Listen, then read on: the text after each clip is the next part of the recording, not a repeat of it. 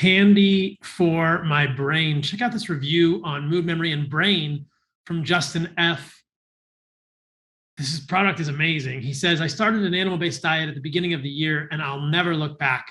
Nutrition and health have always been a staple in my day-to-day, and because of Carnivore MD, yes, that's me, I expanded my perspective on what a nutritious diet should consist of. That being said, I've already purchased a Kale is Bullshit shirt. I wanted to take my nutrition to the next level, so I purchased Mood, Memory, and Brain, and the effects were almost immediate. The mental clarity, focus, and ability to think clearly and articulate effectively improved. I'm currently going through paramedic school, and I will not be without Mood, Memory, and Brain from Heart and Soil. It has been an absolute game changer. Big thanks to Paul Saladino and everyone who is a part of Heart and Soil. I'm so stoked. Like I've talked about in the past, there's really good evidence with desiccated brain, just like what we use in Mood, Memory, and Brain from Heart and Soil supplements. It's from New Zealand. There's never been a case of BSE in New Zealand ever. And so the cognitive benefits of this are pronounced, probably the phosphatidylserine and other compounds in there. And if that weren't enough, look at this review. The best beauty product out there from Brooke R.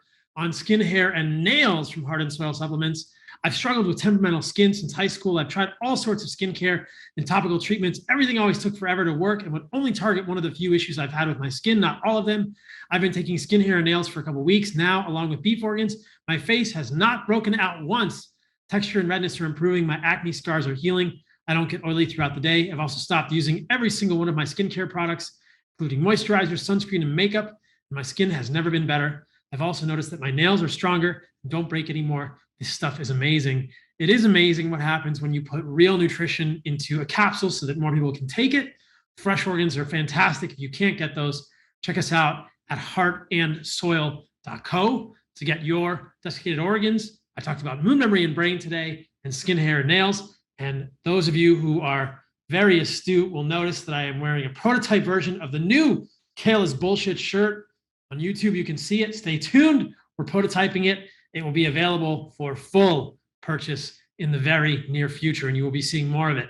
On this week's episode, I wanted to share with you all a question and answer session that I did during the animal-based gathering in Costa Rica in March of 2022.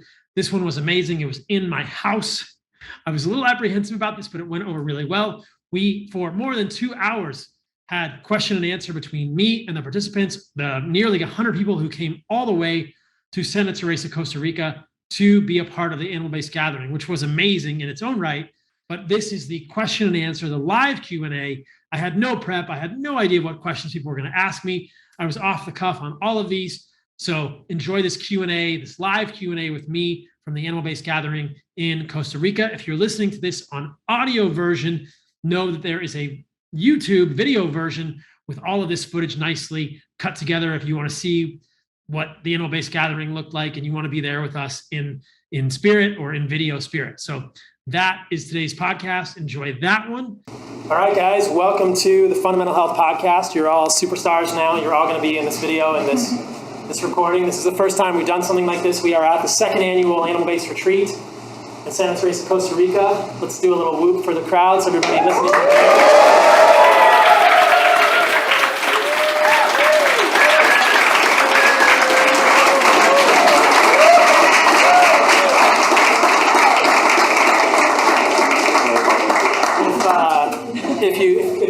If you're just listening to this podcast, there's probably 95, 100 people in this room with me, and we're going to go around and ask questions and see where it goes. I have no idea what they're going to ask me, but we'll see, and hopefully I'll have some semblance of reasonably coherent answers. So who's up? Who wants to start? I'll start. All right, my name is Jerome. I come from central Mexico to see you down here in Costa Rica, and I have a simple question. I think it's a simple question. So I was about 180 pounds 6 months ago. I'm 155 now, and I'm training much more. I wouldn't consider myself 100% carnivore, but for all intents and purposes, mostly.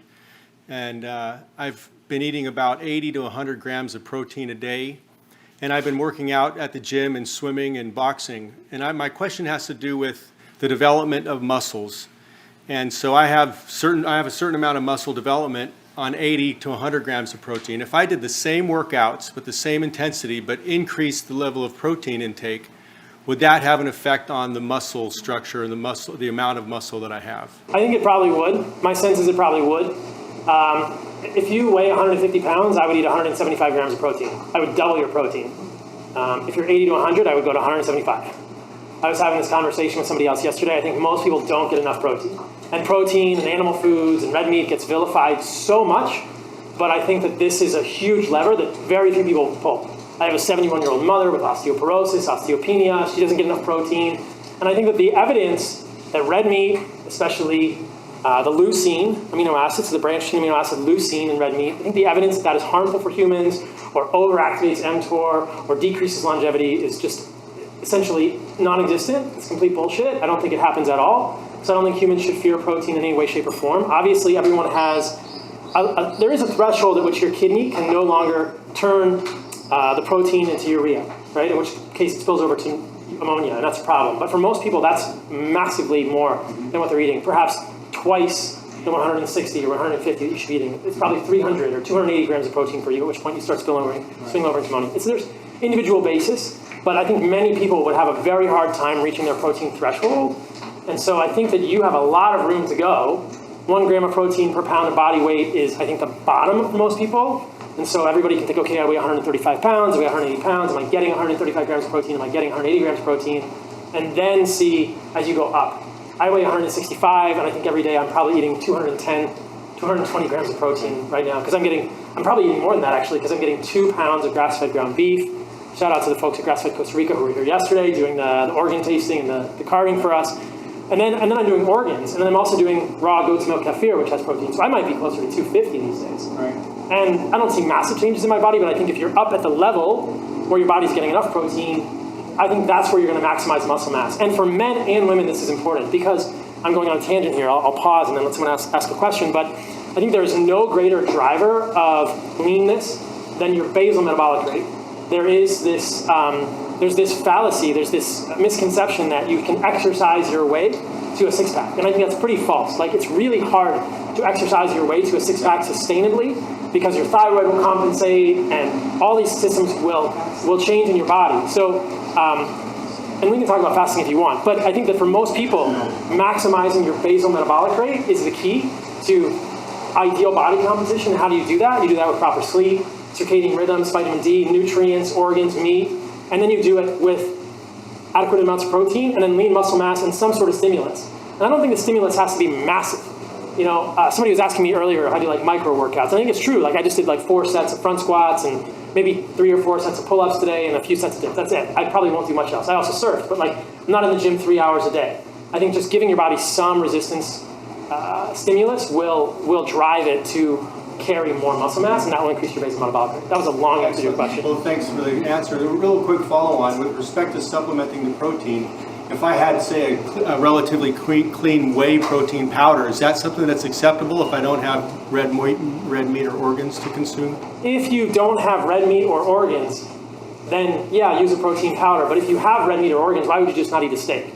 Because you think about the information that's in red meat and organs, and there's different information when you've hydrolyzed the protein and taken away the amino acids. Like people, like these protein powders are becoming popular. People ask me, like, what about this protein shake or that protein shake? And I think, why not just eat another steak? Just eat another hamburger. You know, just eat more heart. Just eat more protein and muscle mass in like actual meat. Then you'll get more zinc, more selenium, more coenzyme Q10, more heme iron. Right? You'll get more vitamin A. If you're eating nibble, you'll get more riboflavin. You get more folate. You get more nutrients. That's not as much of that's going to be, very few of that, very little of that is going to be in the protein powders. Yeah. I mean, a good grass-fed whey protein is fine if you tolerate it, but again, it's like, why not do milk? Right. Do raw milk, right? Raw milk kefir. Then you're just getting more information in there. Fantastic. Thank you. Who's up? Who's next? All right, right here. Thank you. I'm Ashley, coming from Sarasota, Florida. So about 5 years ago, I got sucked into the China study and forks over knives. I became vegan. I was healthy. I just wanted to be healthier. Ended up with Hashimoto's and excessive weight that I had to lose. So I was pregnant with my 3rd son, started eating meat again, and everything went away. So amazing. Yep. My question is, so 2 counter arguments I've heard recently to carnivore is one, that eating organ meat is, I think about 1 ounce of liver causes excess copper. And then the second one is that it lowers stomach acid. So I'm curious about your thoughts on those. What specifically are people concerned is going to lower stomach acid? I don't know the mechanism. I don't know I didn't research their argument, but I've heard it recently as like against carnivore. Okay. So the interesting thing about copper and zinc, these are two divalent cations, so they're positively charged minerals that have a +2 charge. Copper and zinc have the same protein in the gut that binds them and moves them out of the body. It's a metallothionein protein. So if you're getting zinc in meat, you're not going to get copper overload. It's very hard to get copper overload because the copper and the zinc are going to bind to the metallothionein. It's going to get passed out of the body. Your body regulates this pretty easily. An ounce of liver is like the size of a silver dollar. It's not a whole lot of liver. You can imagine that even when I was with the Hadza in Tanzania, we killed a baboon. The baboon has a small liver. Like, people are getting like an ounce, half an ounce. Like, that's not a small amount of liver. To say that is too much copper is a little crazy. Clinically, I haven't seen people with copper overload from this at all. And I think that mechanistically, we know that those metallothionein proteins in the gut are fine as long as you're getting enough zinc. Lo and behold, liver has plenty of zinc. Muscle meat that you're eating it has plenty of zinc. I've never heard the argument that liver will lower stomach acid. I'm not sure what the proposed mechanism is. There is a lot of fear-mongering going on around liver, and I'm not sure where people are driving with this. Like, if we accept that, say we say, okay, an ounce of liver is too much. Are we just saying liver is bad for humans? Like, every indigenous tribe in the world eats the liver first or second or third. Like, they don't fuck around with this, right? Like, they eat liver full stop. So, like, every indigenous tribe, all of our history that we're aware of as humans, they're wrong. My dog eats liver, like, everybody's just being poisoned by this organ. I have trouble wrapping my head around this argument. Like, at what point is liver not toxic? And I think that an ounce of liver is completely reasonable for humans. So in regards to the copper, this specific doctor that I saw the copper argument, they claim that they're testing their hair and that's where they're seeing the excess load of copper. Yeah. The copper hair mineral analysis is inaccurate. Okay. It's just, why would your body like tightly regulate how much copper goes in your hair? It's not a physiologic you. This is a dead, I guess the strands of hair are sort of alive, but they're just protein. It's out of your body. You're going to shed it, right? And so people will say, like, oh, if you're eating copper, you're going to put more copper in your hair, but then you're copper overloaded. This makes no sense. Okay. So if somebody's going to be copper toxic, they're going to have to show me a ceruloplasmin. They're going to have to show me a serum copper to show me that they're copper toxic, and it just doesn't happen in humans. So that's an interesting end to the story that this is hair mineral analysis. Like, that's bullshit. Awesome. Thank you. Thank you. Yeah, Terry. So, hi, Paul. I'm Terry from Seattle. I have a question. Oftentimes you say, if you're thriving in your condition right now, don't worry about changing your diet. But because so many chronic diseases happen over time, a lot of people might think they're thriving now, and it may be 20 years of poor eating, which is often the case. People who have all the chronic diseases have eaten that way for a long time. So isn't there an argument that everybody ought to change their diet right away, even if they think they're thriving right now?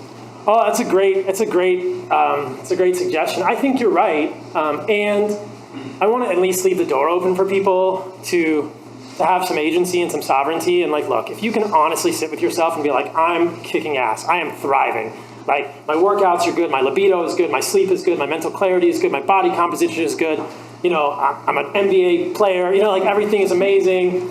Then why would you change anything about your diet? So I think that if people are really that happy with their life, I just want them to know, like, yeah, don't change anything. But I think your point is well taken, that a lot of people are leaving money on the table, quote unquote. Like, they're not at their full potential. And so I think about this when I see plant-based dieters and they say, look, I'm crushing it on a plant-based diet. And I think, how much better would you be if you had meat and organs? Do the experiment. But if people are not open to that, I'm okay just kind of saying that. So I think you're right. I think I would hope that everyone would do an experiment with more meat, more organs, less vegetables, no seed oils, and no sugar, and see how they feel, and use that as a baseline. And until you've done that, in my opinion, which is obviously biased, you haven't really explored what I believe to be the most evolutionarily appropriate way of life for humans. But I still think that if somebody really can honestly say that they're thriving, then don't change a thing. But your point is well taken, that I think a lot of people are leaving a lot on the table. And it would be interesting. I mean, I've never done this experiment psychologically, but I would like to ask, like, my dad that. He's 71 years old. In my mind, he's clearly not thriving. And I would say, hey, Dad, do you think you're thriving? Like, do you think you could be better? Or my mom? I mean, let's just do from a show of hands here. Like, how many people in this room, if I said to you, if you are completely thriving, don't change a thing about your diet, would be like, I am thriving, I am 100% maximized. Who would think that they're 100% maximized? You've got it like 100%. Zach, 2, 3, 4, 5, 6, 7, 8. So maybe 10%, like less than 10% of this room. I don't even know if I would raise my hand. Are we talking about diet? Just in your life. In diet. No, in your life. Like, I'm just thinking like in my life, like, because even me, there's nights I don't sleep well. Like, I should meditate more. I need more mindfulness. Like, I let the stress get to me. If somebody said that to me, if I said that to myself, if you are completely thriving, don't change a thing about your diet, I'd be like, well, there's still things I could think about, which is why I'm always trying to evolve in my diet. I'm like, maybe I should add some dairy, right? Or maybe I need to think harder about my circadian rhythms or something. So I wouldn't even say that I qualify, there, and I'm the one. I'm following all of my own advice, so I'm still learning too. Yeah, but I think there's a lot there. I think that anyone, it's a little bit of reverse psychology too, but I guess if anybody that hears that and is like, I'm good, you're like, okay, you're clearly not good. It's like a little Dunning-Kruger effect, right? Like, you don't know what you don't know, but you leave them alone. All right, who's up? Hi, I'm Lindsay from Denver. I got into carnivore because my master's in nutrition did not help me get rid of my allergic asthma and sinusitis, and I tried carnivore, and it didn't completely go away, but it got where I didn't need to use my inhaler 12 times a day, so I'm extremely thankful I found you. My question is, I have a friend from college who, since she was as young as she can remember, she claims to be allergic to meat. Like, she will eat a piece of meat and vomit. And I've seen her do that. We accidentally, she ate a bite of sausage or something and she vomited. And my question is, have you heard of that? What do you think is happening? Is there a way to rectify that? And just your thoughts about it. Did she know that she ate the sausage? She did not know. It was like... So I was like, is it psychological? Right. But no, she did not know. It was like hidden in a pizza slice that she did not. And then she went to the bathroom and... Right, vomited. Yeah. And she grew up in upstate Michigan where she was getting fresh venison. So I don't know about the quality of meat, if that was a problem. So can she eat venison? No, she said any kind of meat, not just red meat, but chicken, pork also. Any kind of meat. Mm-hmm. And she might just be a fluke, but I was just curious. Yeah, this is very strange. There's 1 in a billion of everything, right? So I haven't heard this that often. What I have heard are a couple of things which I'll address, and then I'll try and loop my way back to this. Sometimes I hear people say, oh, red meat feels heavy in my stomach. And I was actually having a conversation with someone, it might have been Zach, and one of my friends the other day, and Zach, who's behind the camera right now, was saying that he used to actually feel that red meat was heavy in his stomach when he was eating plants. And I thought, oh, isn't that interesting? Because one of the defense mechanisms that we can see in plants is things like tannins, which are digestive enzyme inhibitors. There's a lot of digestive enzyme inhibitors in plants, whether it's the leaves or the stems or the seeds. They have a lot of digestive enzyme inhibitors. So how many of the people who say meat feels heavy in my stomach are also eating plants? 100%, right? Because 100% of people eat plants, basically.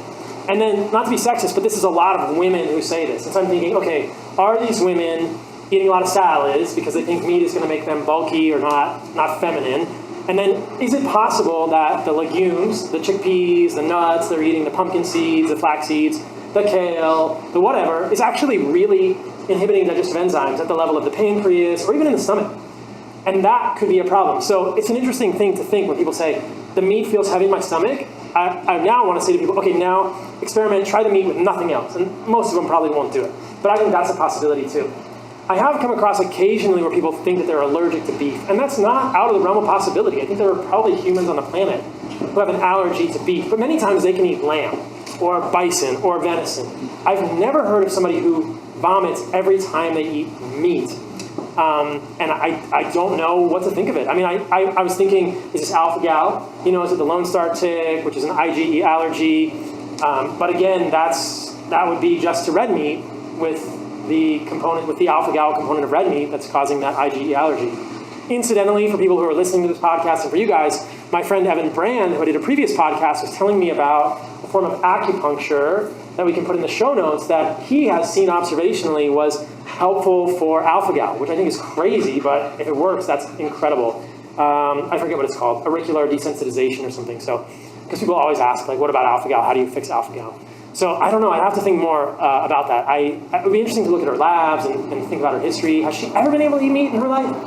She told me that from the youngest age, her parents were big meat eaters and tried to force her to eat, and she would always feel sick after. So it's as far as she can remember, but to be honest, she lives on peanut butter and pasta. So I don't know about the health of her gut, but I was just curious because it seems to be, as far as she can remember, it's been a trigger for her. Yeah. Thanks for the question. I'll have to keep thinking about it. Yeah. Charles Poliquin's very big on fixing people's stomach acid first before he died. Would the stomach acid test be helpful to figure out? I mean, probably, like a Heidelberg or something. It's hard to test stomach acid. Sometimes they have this little pill you can drop into the stomach and test stomach acid, but there's not an easy test. Sometimes people like, what do they do, like eat baking soda or something? Or you take the HCl pills and see when you start to feel warm in your stomach? I don't know. You can do an apple cider vinegar challenge. Which is what?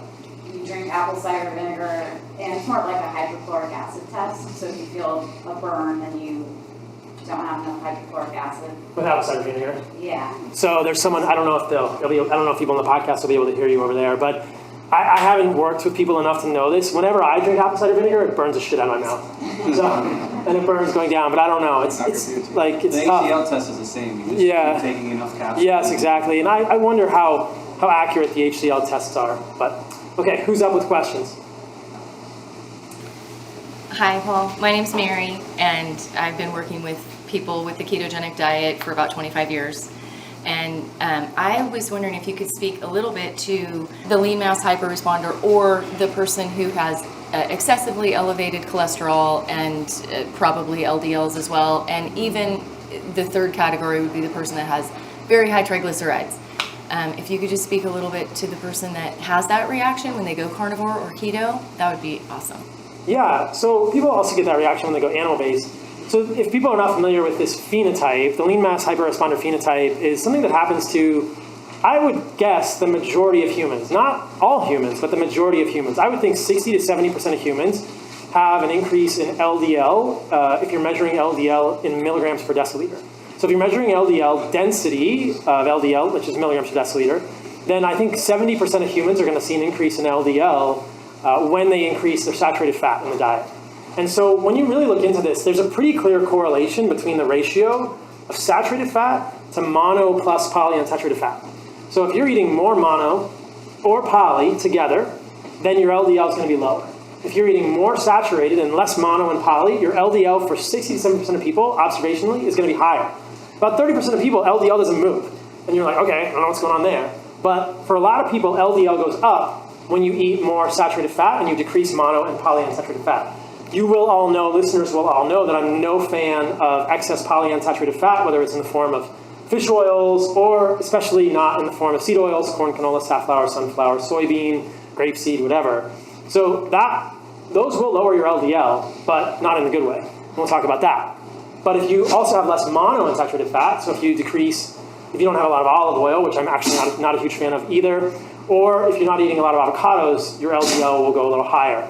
And I think this is just a physiologic reaction in most people's bodies. There's a lot of reasons this could be happening. There's actual, there's transcription factors, there's elements that are responsive in the genome to saturated fat that get turned on when you have more saturated fat. There's something called the homeoviscous model of membranes that's been promulgated recently, whereby people suggest that when you're eating more saturated fat, that your body has to increase the LDL to carry more of the cholesterol molecule to make the membranes have a standard level of viscosity, of fluidity in the membrane, because we know that if you have more saturated fat in your membrane, perhaps it's more stiff membranes. You need to put in more cholesterol molecules, which are steroid moiety, to give the membrane more fluidity. So it's possible the body is shifting LDL levels to keep membranes the same level of fluidity. And in the reverse can happen too. If you're eating more monounsaturated fat or more polyunsaturated fat, those mono and polyunsaturated fats end up in the membrane. They make the membrane more fluid, and then the body can lower the amount of cholesterol because it pulls it out, because it's trying to make the membrane a little less fluid, a little more robust because of potentially these kinked fatty acids. It has to do with the way the fatty acid looks in 3 dimensions. That monounsaturated fat or polyunsaturated fat has a curved tail, so it makes the membrane a little bit less packed and maybe a little more fluid. So that's the homeoviscous model, but this is all speaking to the question of why LDL may rise on a carnivore ketogenic diet. I think the answer is probably because there's more saturated fat in the diet, and relative to mono and poly. And whether that's because of a homeoviscous model or steroid-responsive binding elements in the genome or what, we don't fully understand, but that happens. What also happens in the lean mass hyperresponder phenotype, which I think is a healthy, quote-unquote, phenotype, is that triglycerides usually go down and HDL usually goes up and fasting insulin goes down. So that's the direction we want in everything to move. So this is what gets ignored by all of Western medicine, and I say all, with a little bit of a smirk. I think probably there are increasing physicians who understand this now, so not all of Western medicine, but the majority of Western medicine sees LDL, becomes myopic and hyperfocused, and doesn't think, what are your triglycerides, what's your HDL, what's the ratio, or check a fasting insulin. I think the world would change in Western medicine if they just checked a fucking fasting insulin, right? So that's predictably what happens when you do this in the lean mass hyperresponder. So the lean mass hyperresponder phenotype is a term coined by Dave Feldman, which is low triglycerides, high HDL, elevated LDL. So I've seen my LDL go all over the place, right? When I was carnivore, it was higher than it is now that I'm eating carbohydrates. Maybe because I'm eating more saturated fat, maybe because ketones also can contribute to the development of LDL, because there's another pathway by which ketones share the same common pathway with acetyl-CoA, which can also be more made into cholesterol and increase your LDL. So ketosis probably increases LDL. Fasting increases LDL. We know that much. So again, there are a lot of mechanisms to increase LDL, but the foundational question is, do we believe that low-density lipoprotein, a spherical molecule that carries triglycerides and cholesterol, is inherently atherogenic or damaging to the endothelium, the inside of an artery? I believe the answer is no, but many would disagree with me, and we need many more of those debates. I think there's a lot of good evidence that that particle has not been indicted fully to say that particle is definitely causing atherosclerosis. It gets involved, but is it a fireman or the arsonist? Right? Just because it shows up at the fire doesn't mean it's actually causing the fire. This is nuanced, but it's important to understand because most of Western medicine is predicated on the notion that you have more LDL, you're going to have more atherosclerosis. And there's studies ongoing now. Dave Feldman is doing one with imaging. So he's doing CT coronary angiography in people who are lean mass hyperresponders and following them longitudinally to see are they going to have more atherosclerosis with higher levels of LDL relative to another cohort. I think the answer will be no, but we'll see. It's just a hypothesis now. And if they don't, then it's really going to shake the foundations of LDL as a primary mover, or ApoB, which is essentially synonymous with LDL, if you guys have heard of ApoB. ApoB is an apolipoprotein that's on the LDL surface. So where does this leave us? It leaves us in the fact that I think it's evolutionarily consistent for humans to seek saturated fat and to have lower amounts of monounsaturated and polyunsaturated fat. The problem for me is that I haven't found an indigenous population that are lean mass hyperresponders. And this isn't to say they don't exist. There's not a lot of indigenous populations left in the world. So my ancestors, if we could find my ancestors somewhere, like we trace it back, and whether it's Northern Europeans 50, 60,000 years ago, or before they left Africa, like somewhere in my lineage is probably an indigenous person who is eating meat and organs and fruit and honey, and they have a high LDL too, right, quote unquote. But we haven't seen that yet, because what we see in the Hadza, what we see in most hunter-gatherers is a lower LDL of around 100. My LDL runs about 220 right now, but then my triglycerides are 70, my HDL is usually 85, and this is milligrams per deciliter.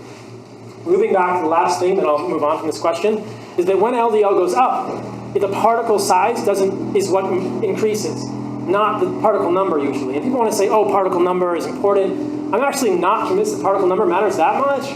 I think it's all or mostly metabolic health. And are you insulin resistant or not? Are you metabolically healthy or not? What is your fasting insulin? So when I did my lipid panel where my LDL was very high, my LDL was massive. I think it was 24.7 nanometers, which is a huge particle of LDL. It's like almost out of the reference range. It's like such a big particle of LDL. A large LDL particle would be like 22 to 23 nanometers. Mine was 24.7 nanometers. So, big balls. Spherical LDL balls. Okay, next question.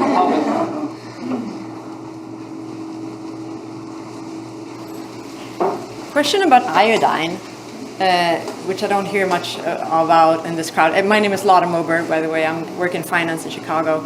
Iodine, do we need it? There's such thing as iodine deficiency, and if we do need it, where do you get iodine from if you don't eat seafood, you don't take kelp, etc.? Great question. So I think this is a common misconception. Humans definitely need iodine, and there's iodine in meat. There's iodine in organs, and I think that it's often been incorrectly calculated. If you look at iodine levels in meat and organs, they're wildly disparate, like depending on the study. So I think we need more research to say how much iodine is actually in liver, how much iodine is actually in red meat, because I think when people say there's no iodine in red meat, like, where does the lion get their iodine from? You know, where do other animals get their iodine from? Because they have thyroids too, right? There's a lot of carnivorous animals that don't eat any seafood, and they're not iodine deficient. So where are they getting it? Well, there's plenty of iodine in animal foods, but if you look at the analysis, whether it's the USDA or whoever's done this, it's pretty shoddy, and it's widely all over the place. So the RDA from iodine a day is like 150 micrograms, and so You can get some of that from sea salt. I think someone did the analysis with red mint, and it was like 10 grams of red mint salt a day. Almost got you to 150 micrograms of iodine a day with that salt. And I could compare, I'm not sure how the iodine in red mint compares to the iodine in like Maldon salt that I have over there. But there's actually a pretty robust amount of iodine in muscle meat and in organs. And iodine deficiency is the result of goitrogens. It's the result of compounds like sulforaphane and other isothiocyanates that are going to steal iodine or compete with iodine level of the thyroid. So you don't see iodine deficiency in animal eaters unless they are eating paltry amounts of animals and lots of super healthy vegetables and roots. That's obviously, I'm being facetious here, right? Because like unless they're eating a lot of kale and salads and things like that. So it's this balance. The more animal foods you have, the better you do. And the more you're going to be fine in terms of iodine. And the more cassava, the more kale, the more goitrogenic foods you eat, the less you're going to do well. So we see iodine deficiency mostly in indigenous cultures who are eating mainly roots and a lot of cassava and stuff that doesn't have much iodine. And they have goitrogens and isothiocyanates that are going to inhibit the absorption, or the compounds are going to compete with the level of thyroid. And then also, these people don't have a lot of meat. I mean, a lot of these cultures around the world, they don't eat a lot of meat. I was listening to a podcast yesterday, a couple days ago, with a Sherpa named Spurja, and he was saying that in Nepal, growing up, he only got to eat meat on the holidays, like Christmas, or a couple times a year. I think this is the way a lot of the world is. They only eat meat at like super special occasions. Does that answer your question?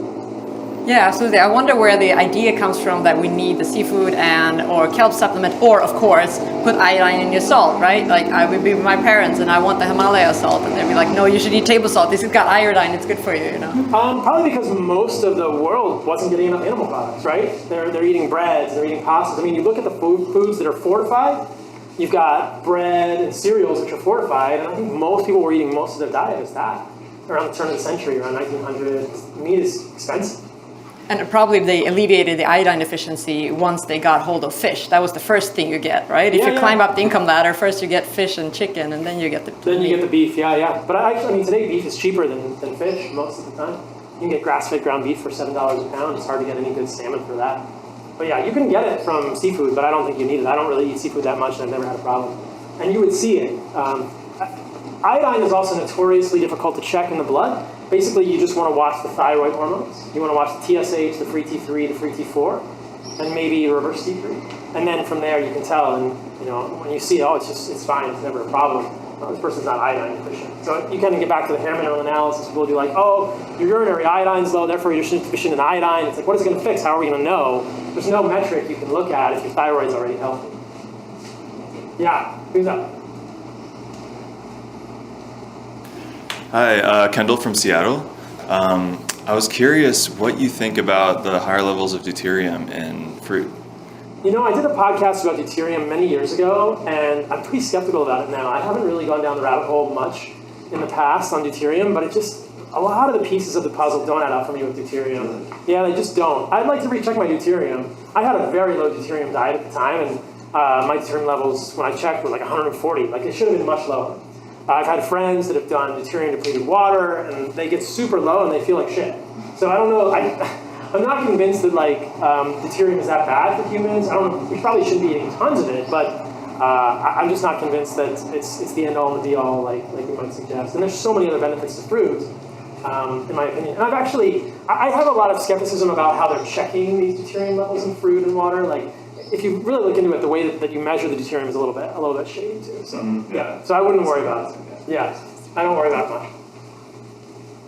Here, and then we'll go over here. Hi, Paul Ray from Orange County, California. So I have a long history of women in my family getting breast cancer. My mom's had it twice, 50s and 60s. My aunts have passed away from it. So obviously diet, lifestyle, mental health, all that. So my question is, so I'm 33, my doctor wants me to get a mammogram. So how can I check on that, over as the years go on? Like, what can I do? Like blood work, what should I be looking at just to, analyze it, make sure I'm not getting any cancers. Okay. I'm really worried about it. Okay, so I can't give medical advice, but we'll speak in general terms, right? In someone with a similar family history, I would wonder if anyone in your family's had a BRCA gene test. Has anyone been tested for the BRCA gene? Is that to see if the gene was passed? The BRCA gene, yeah. Yes, my mom has. She has BRCA. No, so No. she doesn't have that Okay. gene. What about your grandma? No? I don't know. What about you? I haven't gotten that. So is that something, I don't know, is that something I should get tested? Yeah, I would test What it. is it called? The BRCA. Oh, okay. Yeah, there's a number of polymorphisms in that family of genes, yeah. And it's breast and ovarian cancer. So that's the first step. Because most breast cancer is sporadic. It's not BRCA. But if you do have a BRCA mutation, and men can have BRCA mutations too, there is a much higher incidence of breast cancer. So in humans with BRCA mutations, there's a real argument for prophylactic mastectomy, prophylactic oophorectomy at some point. So removal of the breast and the ovaries, potentially. If there's none of that in the family, then you're thinking, oh, this is sporadic breast cancer. It's one of the more common cancers for women in general, right? Men it's prostate, women it's breast, maybe endometrial, maybe ovarian. And so I would think of things in terms of what you do for all cancers, right? What is going to increase your chance of having cancer? Obesity, insulin resistance are the first ones. Nutrient deficiency. There's a strong association with vitamin D deficiency. Whether or not that's causal and mechanistically linked is questionable, but I think you'd want to make sure you're in the sun, you know? And what is the mainstream medical advice right now? Stay out of the sun. So, and I mean, this is complete conjecture, but is there potentially a benefit to having sun on your breasts? Is there a benefit to having sun on your body, right? Like, how many women can sun, safely, like naked, right?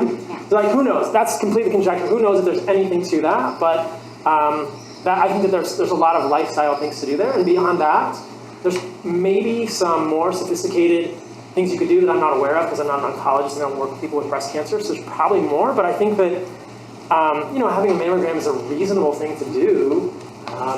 Depending on the results, then you have more complex questions to ask and where you go from there. But I think that in general, cancer is something that kills humans. And I think that one of the major risk factors is insulin resistance and obesity. Those are obviously linked. And then vitamin D deficiency. So get in the sun, maybe a tanning bed. I actually don't fear tanning beds, especially if you can get in there naked. Who knows, I don't know. I think it would be very interesting. It's not outside the realm of possibility. And then I think from there, nutrient deficiencies and circadian rhythms. I believe there's research about this, so I'd have to dig into it a little bit, that shift workers, people that have disordered circadian rhythms have higher incidence of cancer too. So, that answer your question? Yeah? You're good. Tamar from Los Angeles. And then, so you used to have a sensitivity to dairy, and now you're saying you're okay with it.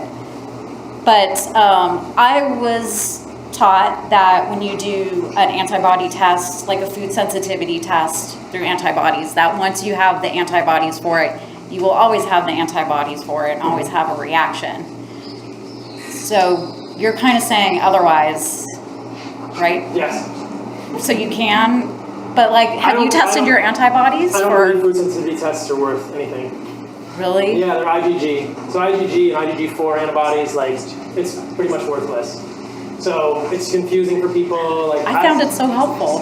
I don't think it's that helpful for people. I think maybe it's helpful because it tells you to cut a bunch of stuff out, and then you cut stuff out, and it's kind of like... Yeah. I mean, for her meat thing, they do meat proteins, different, lamb, chicken. It's just tricky because you have IgG4 antibodies. Those can be blocking antibodies. They can be reactive antibodies. Yeah, it's not perfect, but I mean, it's a good pathway. I don't think so. I think it gets people too myopically focused on the foods that are on the sensitivity test, and then they'll see what's on the sensitivity test, and they'll say, "Oh, I'm not allergic to almonds, so I can eat almonds." And I'm like, "Well, I don't think almonds are good for humans no matter what, even if you don't have an IgG antibody to it. Just because kale isn't on your thing, I don't think you should do that." So I think it's a shortcut that misleads people, and they get very confused by food sensitivity tests. I think that really it's double-blind elimination diets, which is just basically just eliminate things and then see what you do and then reintroduce them one at a time. There's a potential that there's this thing called MRT testing, mediated release testing, which is going to test adaptive instead of just intrinsic or innate immunity. Because if you're just looking at IgG antibodies, you're just looking at the innate immune system, you're not looking at the adaptive immune IgG system. and I think IgM. I haven't seen. And then there's much. equivocal. There's 3. It's by Cyrix Labs. Yeah, I mean, IgM would be good. acute. It's still, immunoglobulins are still the innate immune system. There's nothing adaptive in there. It's hard to look at NK cells, neutrophils. How are those reacting, right? So that's the tricky part, and I don't think anybody's really got that dialed. It's like, they want to pretend it does, so they can give you this $450 test and tell you like, oh, you're allergic to kidney beans, but you can eat black beans and lentils. Like, bullshit. Yeah, I mean, I'm still getting them off that diet. Results, because I've taken the Cyrex Array 10. Yeah. If you take it multiple times, you'll get different results. Someone in the back is saying that if you take it multiple times, you might get different results. But I think my answer is I'm not a fan of food sensitivity testing. I think it's misleading for people. And I think the dairy sensitivity that I had, which seemed to be eczema, is variable. You know, something changed. Maybe I wasn't as strict about raw. What I've done now is just, it's all raw milk. It's not so much raw cheese. And in the past, I don't know, maybe I wasn't doing enough raw milk. And, maybe I was doing raw cheese, but to get cheese, you have to heat the milk, so it's really raw. Who knows? Because a lot of people are sensitive to eggs. That's like a really common allergy. Right. So you think they can overcome that? Well, egg white is more common than egg yolk because of the albumin in the egg white, and it's possible. Right, the protein. Yeah. I think a lot of things are possible if you remove lectins. It kind of goes back to what we were saying about meat being stuck in the stomach. Like, are there lectins and plant? This is all hypothetical. This is the kind of stuff that I think Western medicine really needs to start thinking about and digging into. But are there things in your diet that are creating inflammation, or I should say damage to the gut lining, that are making you more sensitive? You remove those. It's totally possible. Yeah. I'm just scared of dairy. I can't do it. But I'm going to give you some kefir right now. Like, go drink some kefir. It's like fermented. Go do it. Hey, Paul. Chris from the UK. And I was plant-based for many years, and I was getting very sick. I thought I was following the healthiest diet possible because of the mainstream media. And that gave me a mental health problem because I was in this spiral of not knowing what to do. And then it was only about November last year when I found you, a couple of others, Liver King, Matt Blackburn, and between all of that knowledge that I consumed, I realised that I'd been lied to about everything. Switched everything around. Within 48 hours, pretty much all of my symptoms had disappeared. My question is, Matt Blackburn would say that for somebody that's had quite severe symptoms, being on that sort of lifestyle, he highly recommends supplements as a part of the healing process, so particularly vitamin E, K2, magnesium. I know you're not a big fan, so what do you think about supplementing for healing when you're changing lifestyle? Is the thought that your gut is so damaged that you can't get it from food? I don't understand, because I am not a fan of supplementing vitamin E. There's so much vitamin E in animal fat. Again, this is one thing that USDA doesn't understand, that there's plenty of vitamin E in animal fat. So I don't think anybody's going to be deficient in vitamin E. There's all kinds of people who are like talking about, oh, you need this type of vitamin E and tocopherol. It's like, just eat animal fat. You know, it's fine. It's a fat-soluble vitamin. Of course it's going to be there. And it's probably going to have more K2 than advertised, and in a more bioavailable form. And then magnesium, I think, is widely misunderstood. Everybody thinks, you need to get 400 milligrams of magnesium. Well, guess what? Like, good luck getting 400 milligrams of magnesium from any food on the planet in a day.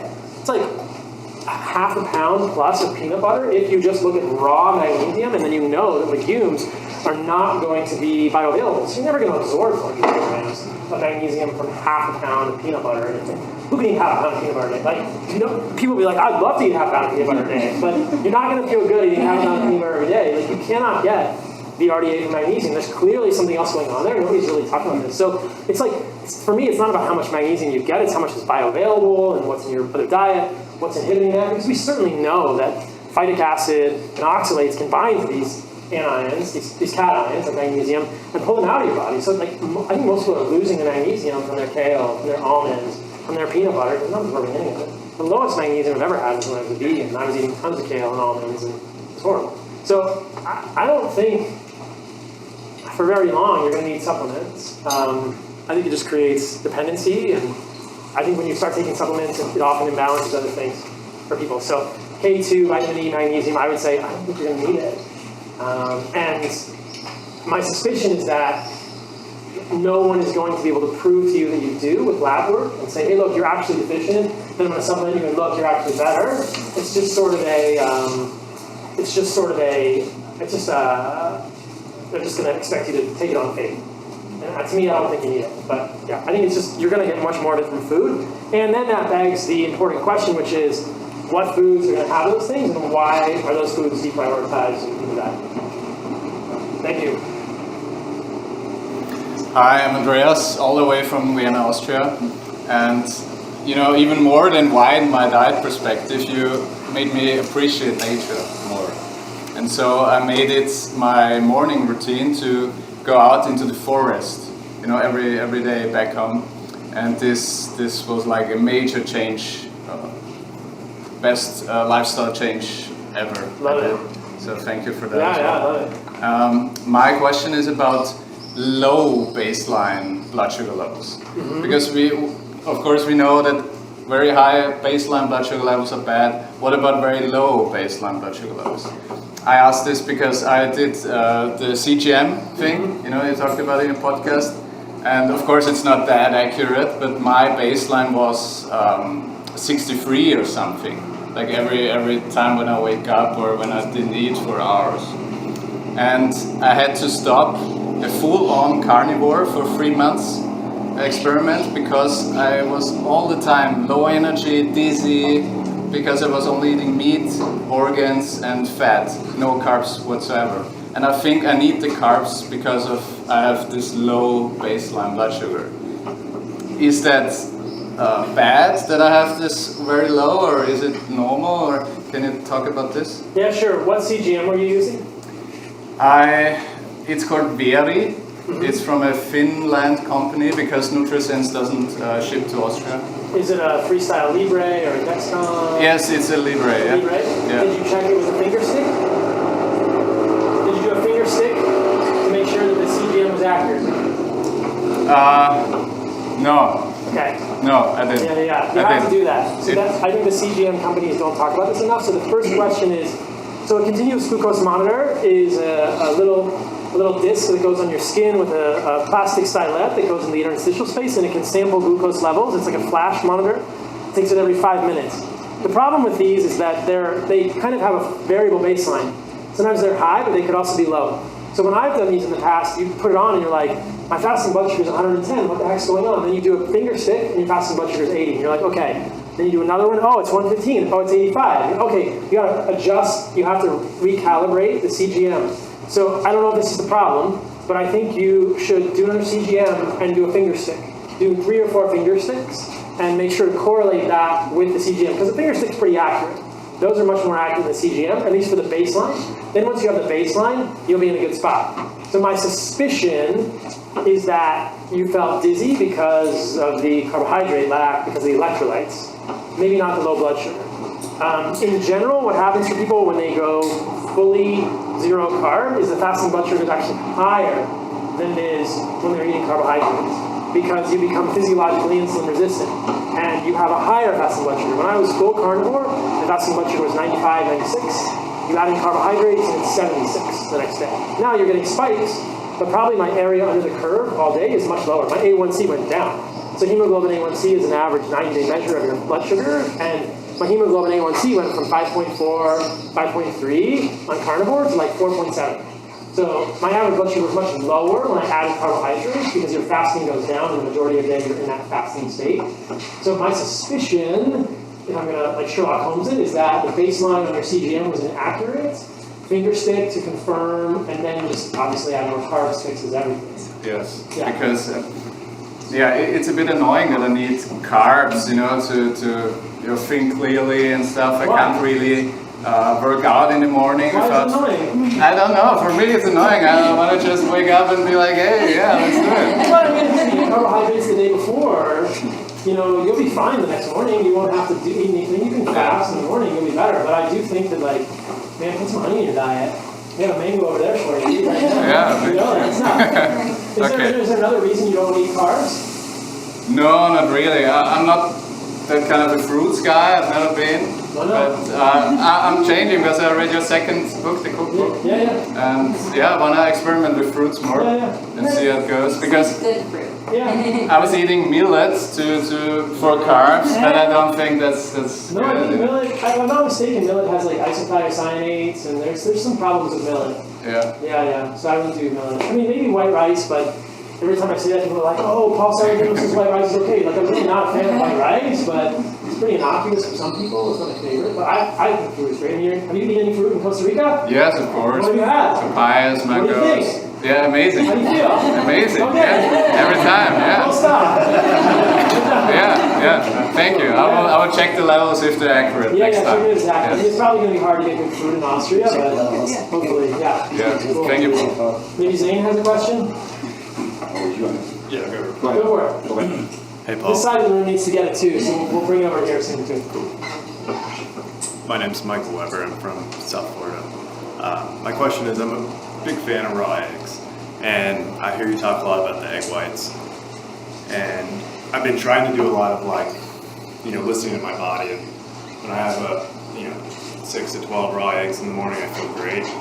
I'm curious what I should be looking out for side effects for things you talk about, like the albumin, adenine, etc. So 2 things with eggs. We were talking about this on the car ride back from Montezuma last night. I'm not a huge fan of egg yolks because most chickens are fed corn and soy or wheat. And the women that did the recipes for the cookbook, Sarah and Ashley Armstrong on the farm, and they fed their chickens different feed and been able to lower the linoleic acid in egg yolks. So I am really interested in the amount of linoleic acid in egg yolks. And you think evolutionarily, like, would we eat 12 eggs a day? That will probably never happen. Like, eggs are rare in nature occasionally, and wild animals, I suspect, my hypothesis is that the amount of linoleic acid in an egg yolk in a wild animal is going to be lower than a domesticated chicken.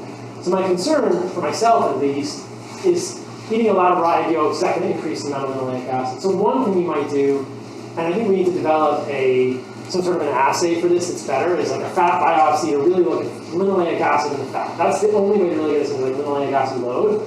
And I'd be curious if that's going up and if that's a problem. In terms of the raw egg white, it's pretty much fat, but it contains adenine, which binds biotin, so you can develop a biotin deficiency. That's not a good thing. Hair, skin, nails are the colloquial things. I mean, you're good, but again, like, could it be better? Or other things would be better. So I just wouldn't do raw egg yolks. And I'm good friends with Liver King, Brian Johnson, and he eats a lot of raw egg whites. And I'm like, I don't think so, man. I don't think it's a good idea. So, I wouldn't do it. I think it's also maybe a little problematic for digestion, so I would experiment. And then the question is, like, why are you eating all the egg yolks? Could you get it from his liver? Maybe you could experiment, see how you feel. Because 12 raw eggs a day is a lot, in my opinion. And those are the things I would look out. Okay, yeah. To follow up, I feel like when I first heard you start talking about that, I was, interested in wanting to kind of experiment, and that's why I've been doing it a little bit extreme in the other direction. To see, like, hey, can I get some negative effects? I feel so good. And like my nails grow so fast, my hair. This is, a few months, beard. A couple days. Like, I'm telling you. And so that's what made me start to question a little bit. Like, maybe is there any sort of specificity between people, or who knows? Yeah, it's interesting. I don't know. Cool. Biotin's not an easy thing to test. But what if the chickens don't eat corn? What's that? What if the chickens don't eat corn? Then you just have to know what the chickens are fed, right? Because we also fed wheat, which is also kind of high in linoleic acid. So it's hard to get a chicken that doesn't have a lot of linoleic acid. It's just really hard, unless the chicken is eating like cricket. It's really hard. Awesome. Thanks. Yeah. Go ahead. I try to avoid, Nate from California, I try to avoid antibiotics whenever possible, but like probably everyone in this room at some point or another it's happened. Is there anything that you recommend after somebody goes through a course of antibiotics, if anything? Time in the sun, time in the forest, maybe a little dirt. So nothing like diet-wise? No. Okay. No. Any particular reason? I just don't think we really know. Like, probiotics, yes, no, who knows? Maybe fermented dairy if you tolerate it, like raw dairy, maybe. But I think the body is going to recover that on its own. And as far as I can tell, your environment is as much a determinant of your microbiome as what you eat, like what you inhale. Being around a waterfall yesterday changed your microbiome. I think your body will bring it back. Yeah. And but I think, I don't know, this is a controversial statement, but I think less and less that humans need antibiotics. There's a lot of times that we could do without them, but again, that's not medical advice. I'm anybody died in like massive trouble. But I think about the times in my life I've taken antibiotics, and I wish I'd not done it almost every single time.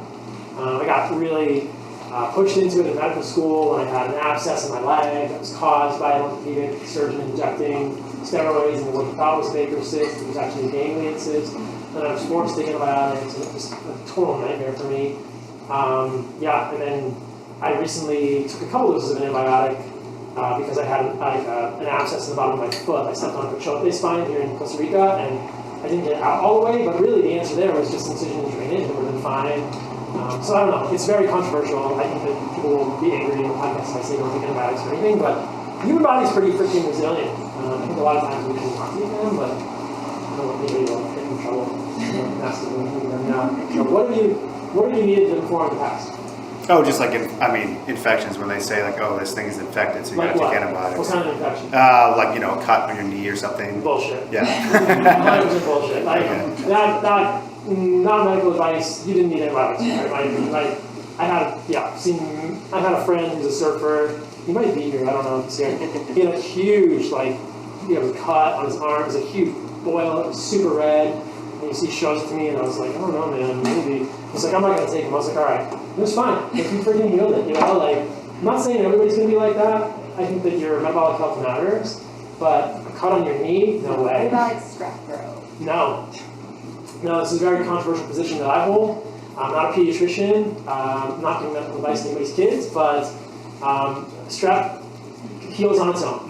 And I think that there's some data that if you give antibiotics, it lessens the incidence of autoimmune disease. But in what population, right? In what population can we, maybe in a metabolically healthy population, that is not going to happen in the same sense. And we don't really have studies to suggest that, but that's the reason you give antibiotics for strep throat, is to lessen the incidence of scarlet fever, rheumatic fever, everything like this. And it's like, that's a complex thing. I'm still not convinced that that's necessary. I think that we've all had strep throat at times in our lives and not taking antibiotics because you never actually got a culture and you were fine. You didn't die from strep throat. Nor did anybody in this room, I hope, have immunologic consequences. But then that really gets into a huge rabbit hole, which sounds semi-conspiratorial. Like, how are we raising our kids? Are they in the sun enough? Are they eating a good diet? Are they eating junk food? And so then you can make the argument should you give antibiotics to kids if they're eating junk food? Maybe. But I think in the ideal case scenario, which people will argue with me and say doesn't exist, but in the ideal case scenario, I think there's an argument to be made, or at least a hypothesis to be examined, that maybe you don't even need antibiotics for strep throat, and otherwise have a kid, maybe there wouldn't be increased incidence of autoimmunity, and the foundational question there, which I think is fascinating, is why do kids develop autoimmunity from that reaction in the first place? Isn't that something you should think about? So that's a great question, because people do ask about strep throat a lot. Is there a point at which you'd say, let's say you've got extreme pain, you got fever, stuff like that? At that point, you're septic, right?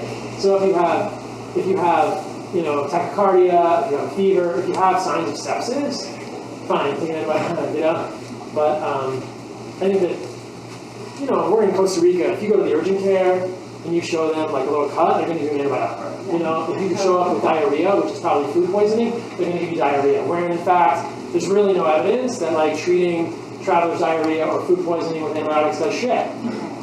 So they're going to give it to you. So Western medicine in general is all too happy to give you an antibiotic. And they're not liable for anything that happens to you afterwards in your gut or anything. They don't have to worry about any of that. They have to worry about the fact that if you have a consequence of them not giving you an antibiotic, but they're not liable for the other side. So it's I definitely think we overuse it as my statement before I get this. So it's a good question.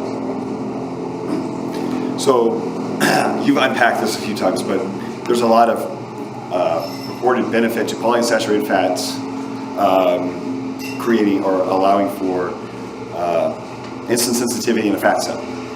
Whereas your argument is saturated fat allows for some insulin resistance, which is beneficial for hyperplasia versus hypertrophy in fat cells. Yes. Would you mind just, for the 100th time, unpacking that? Yeah, that's a very complex question for people, so I'll back up so people understand it. So, I believe that insulin resistance begins in the adipocyte, begins in the fat cell. And the way that fat cells appear to become broken is that they lose the capacity to divide. So there's hypertrophy and hyperplasia. And I always get the two mixed up. So one of them is the growth of the fat cell ballooning, and one of them is the actual division of the fat cell into more fat cells. So fat cells that balloon and don't divide are problematic. That is when fat cells become disease. That's clearly associated with an insulin-resistant phenotype. They start to spew inflammatory mediators, cytokines, and free fatty acids, which signal to the rest of the body that you want to become insulin resistant, but that's pathology. So a fat cell that cannot divide appears to be the root or one of the proximate steps of insulin resistance and metabolic dysfunction. So the question is, how does that happen? how does the fat cell get to the point that it can't divide, that it gets stuck and it's balloons and balloons and balloons, like the guy in Monty Python who puts the little thing on his tongue and then just explodes, right? The Mr. Fat guy, I forget his name. Somebody might remember that guy. Does anybody Mr. Creasol. Mr. Who? Creasol. Mr. Creasol? Yeah. All right, so that's the character in Monty Python where he just puts this little thing super fat, and like this one little thing goes and it just explodes. The wafer thin mint. It was a thin mint, yes, on his tongue and he explodes. So how does the fat cell get like that? Well, there's good evidence that the breakdown products of linoleic acid are associated with that phenotype in the fat cell. These are things like 4-HNE, 13-HODE, or 13-HODE. And so linoleic acid is polyunsaturated fat. So we see, okay, the breakdown products of linoleic acid are associated with that pathological phenotype. That doesn't look good for linoleic acid. And then you learn that fats like linoleic acid actually allow the fat cell to be insulin sensitive, which sounds like a good thing until you realize that insulin sensitivity in a fat cell makes the fat cell grow. Because what happens when something is insulin sensitive? It grows. Insulin is not necessarily anabolic, it's anti-catabolic. So when a fat cell is insulin sensitive, the fat cell is not going to be able to stop growing. It's not going to be able to like shrink or become, it's not going to be able to deplete its size. It's not going to be able to like open the drain of the gate. People think about like a bathtub, right? Insulin doesn't necessarily fill the bathtub with water, but it plugs the drain so nothing else can come out. So when you eat, you have fat, you have carbohydrates, you have nutrients that are going to go into cells in your body. They're going to go into fat cells. And if the fat cell, the hypothesis is that if fat cells are inappropriately insulin sensitive, they just grow and grow and grow and grow and grow. And then it's a balance, right? Because maybe you have a donut and your fat cells become a little insulin sensitive, and then you eat, organs and meat, and things go back. But if you're constantly doing this thing where you're eating seed oils because they're good for you, quote unquote, and they lower your LDL, and everybody knows canola oil is amazing, and your cardiologist told you it's good for you, and everybody knows that saturated fat causes insulin resistance in the fat cell, which isn't a good thing, right? Everybody knows saturated fat causes heart disease, and obviously being facetious with all of this.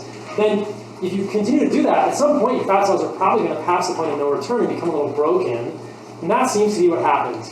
So it is true that at the level of the fat cell, the saturated fat does appear to cause insulin resistance, but that's probably a good thing because it means it doesn't grow, right? It doesn't grow, it shrinks. But this is widely misinterpreted and widely confused by vegans. They're saying, look, saturated fat clearly causes diabetes. Well, we have so many fucking diabetics here, I don't know. It's a good thing nobody, you guys are all eating so much saturated fat. Clearly not. So I think that it's an overly simplistic argument that is a really cursory, minimal, high-level understanding that's really just completely wrong.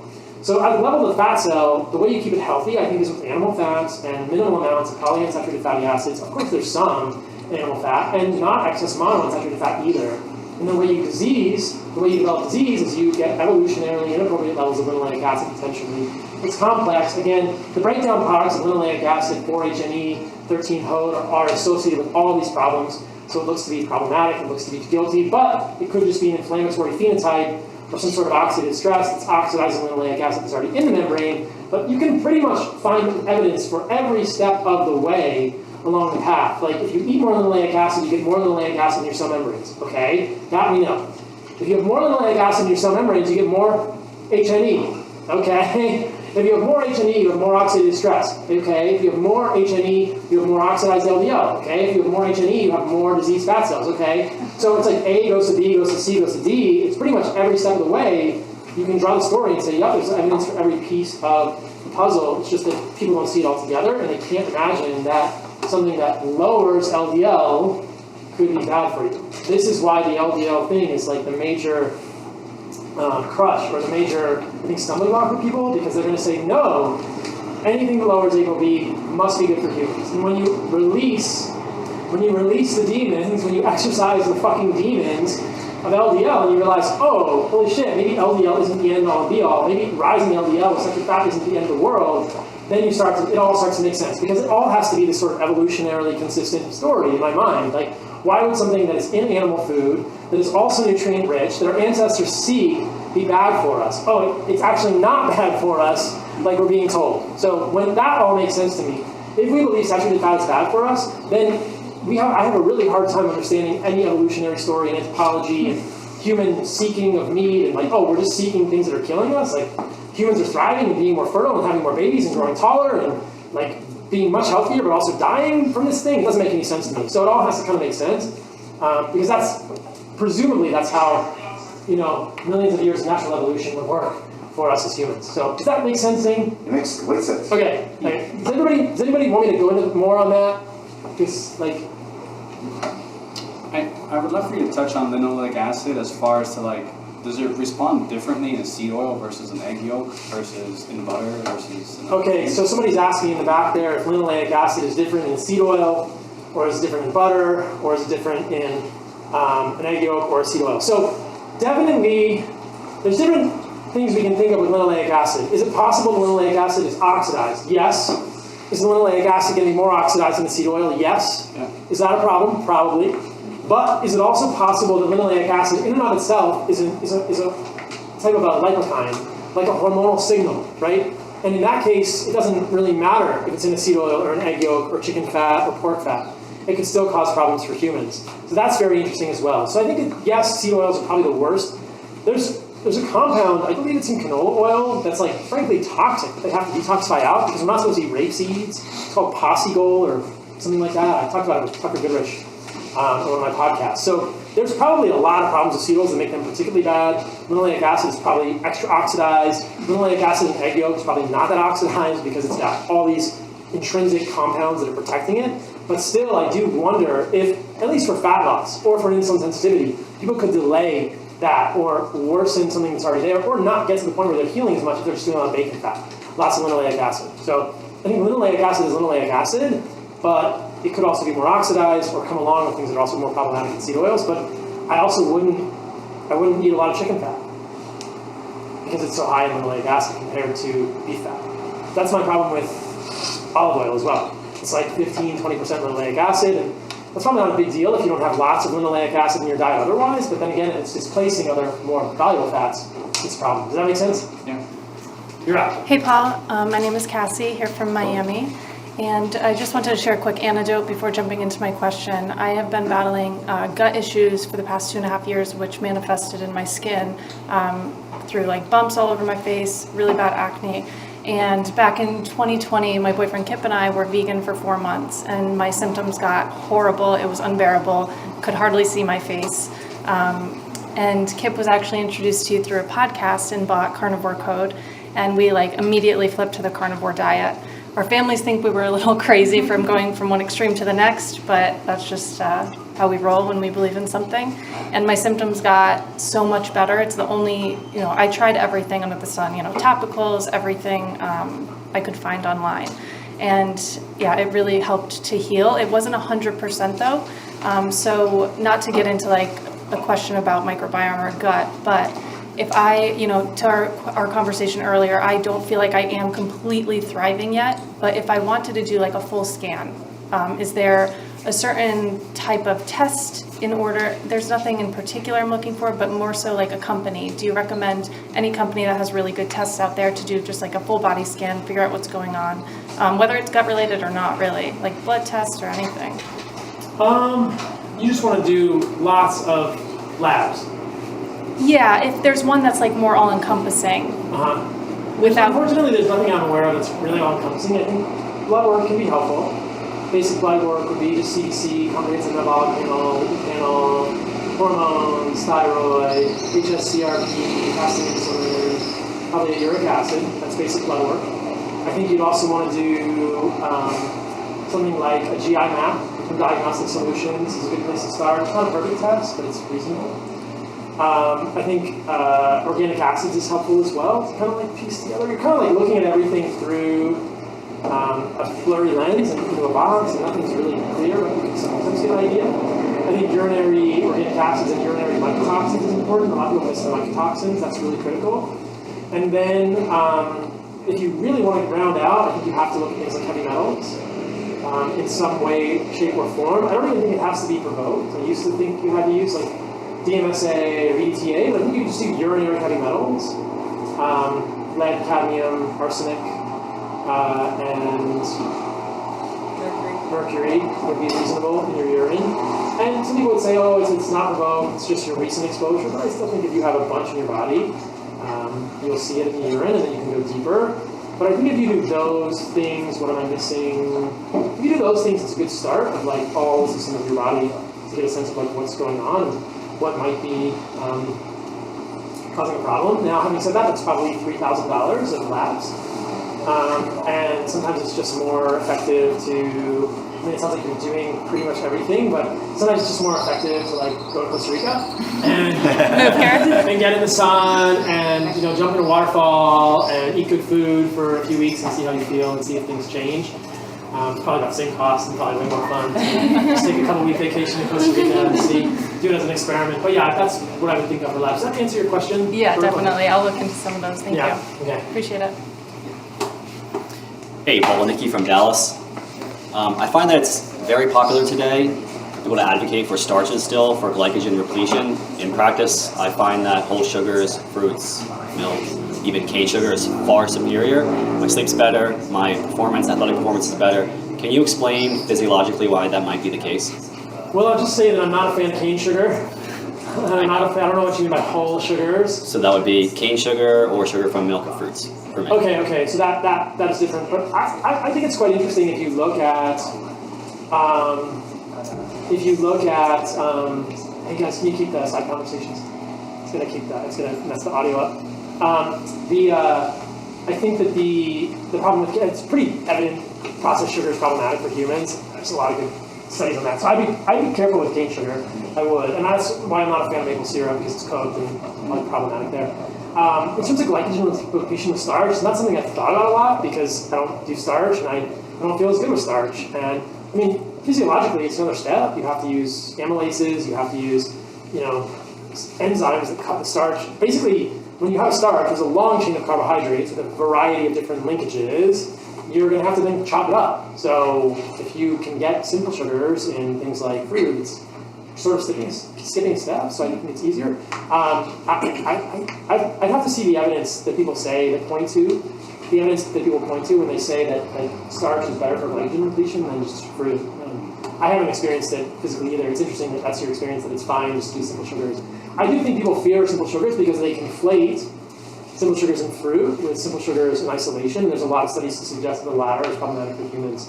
But if we can accept, again, if we can exercise the demon, be gone, Satan, cast them out. This really sounds like a cult now. Then fruit is fair game. And I want you guys all to know that I sent a video of all of us eating organs yesterday to Joe Rogan. He said, "You've got a cult." I said, "No," and he said, "Good luck with your cult." And then he asked me questions about how Costa Rica was and how safe it was, because I'm sure he'll come here when we go to war with Ukraine and Russia. All right, who's up? How are we on time? Does anybody have time? 3 hours. An hour 10? Okay, we'll go a little further. Who's up? Hey. All right, what's up, brother? Hey, Paul. I'm Daniel. I come from Colombia. I was a vegetarian for 3 years and it almost destroys my gut. And I found out about the carnivore diet and it really helped me heal. I gained 30 pounds back, so it's been amazing. Thank you. You showed me your transitions. It was amazing. Yeah, it's amazing. Yeah. So my question is, I was very much into preparing bone broths because it's very healing and all that. But I've noticed that sometimes when I eat too much collagen, I feel the same as if I ate fiber. And I don't know if it has to do with the fact that collagen might be fermentable to produce isobutyric acid or short-chain fatty acids. So my question is, what do you think about it, if that could be possible? I think it's totally possible, and I think that, how do I say this? So I did this on a podcast recently. I talked about the methionine-glycine balance. There are studies in mice that if you restrict methionine, the mice live longer. Okay, those are the studies that are cited by people who would say you shouldn't eat methionine, you shouldn't eat meat, it's too high in methionine. You should have plant-based protein, even though it makes you fart, it gives you bloating, because it has less methionine, right? Because you want to be like a mouse and live longer. Of course, what they don't tell you is that there's also studies in mice that if you give the mice glycine to balance the methionine, the mice live longer, right? So clearly, human physiology here is probably the same as mice. We know glycine is a critical amino acid for collagen. It's also a critical amino acid for glutathione. And most people who are not in this room, who are living normal lives in society, don't get enough glycine because they don't get enough amino acids because they don't get enough protein. So I think that there is a fad, and I will call it a fad, around bone broth. Like, you should get more bone broth. And I think that bone broth is kind of like a little bit weak sauce. People are like, oh, if you don't eat a steak, you can eat bone broth. And like vegetarian yoga types can like eat bone broth, and they don't feel like they're as bad, right? They don't feel like they're going to yoga hell or something. So like it's like holier to eat bone broth. So like bone broth is like a steak light, except it's not. And if you look at it, like there's more glycine in a steak than there's methionine.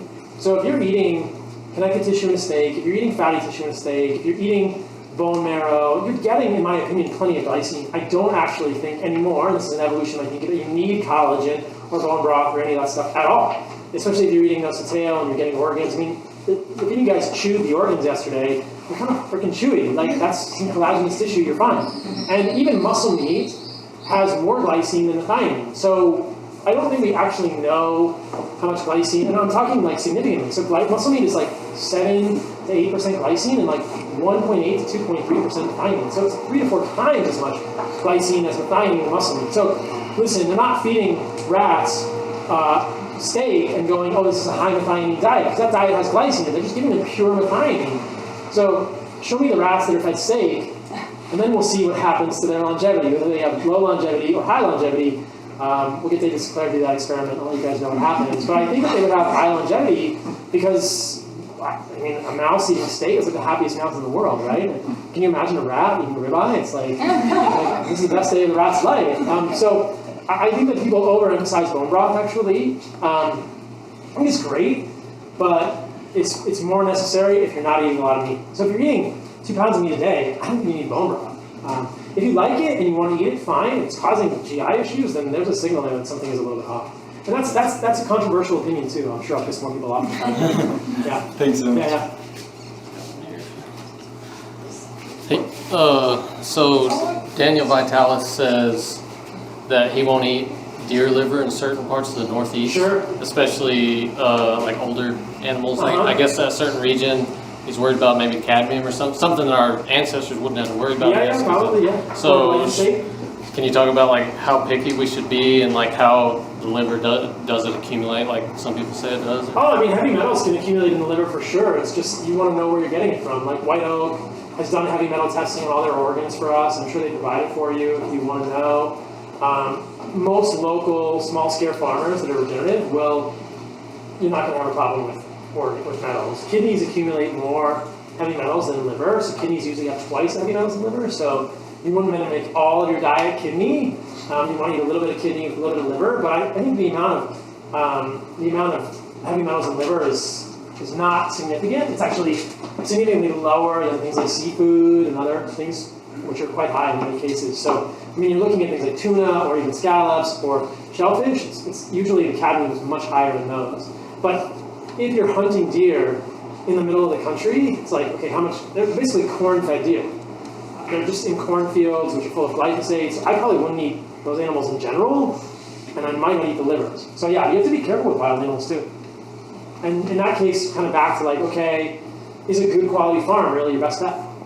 But I think your point is well taken. Does that answer your question? Yeah, it did. Yeah, I mean, in that region it makes sense. Like, I'm from Arkansas, so we don't have a lot of cornfields or anything. So actually, it's a pretty good place to go. Yeah, it might even be worth testing. Sending a liver for testing and seeing what's in it. Gotcha. Yeah, thanks. Let's pass it over to this side of the room because nobody on this side of the room has got a chance.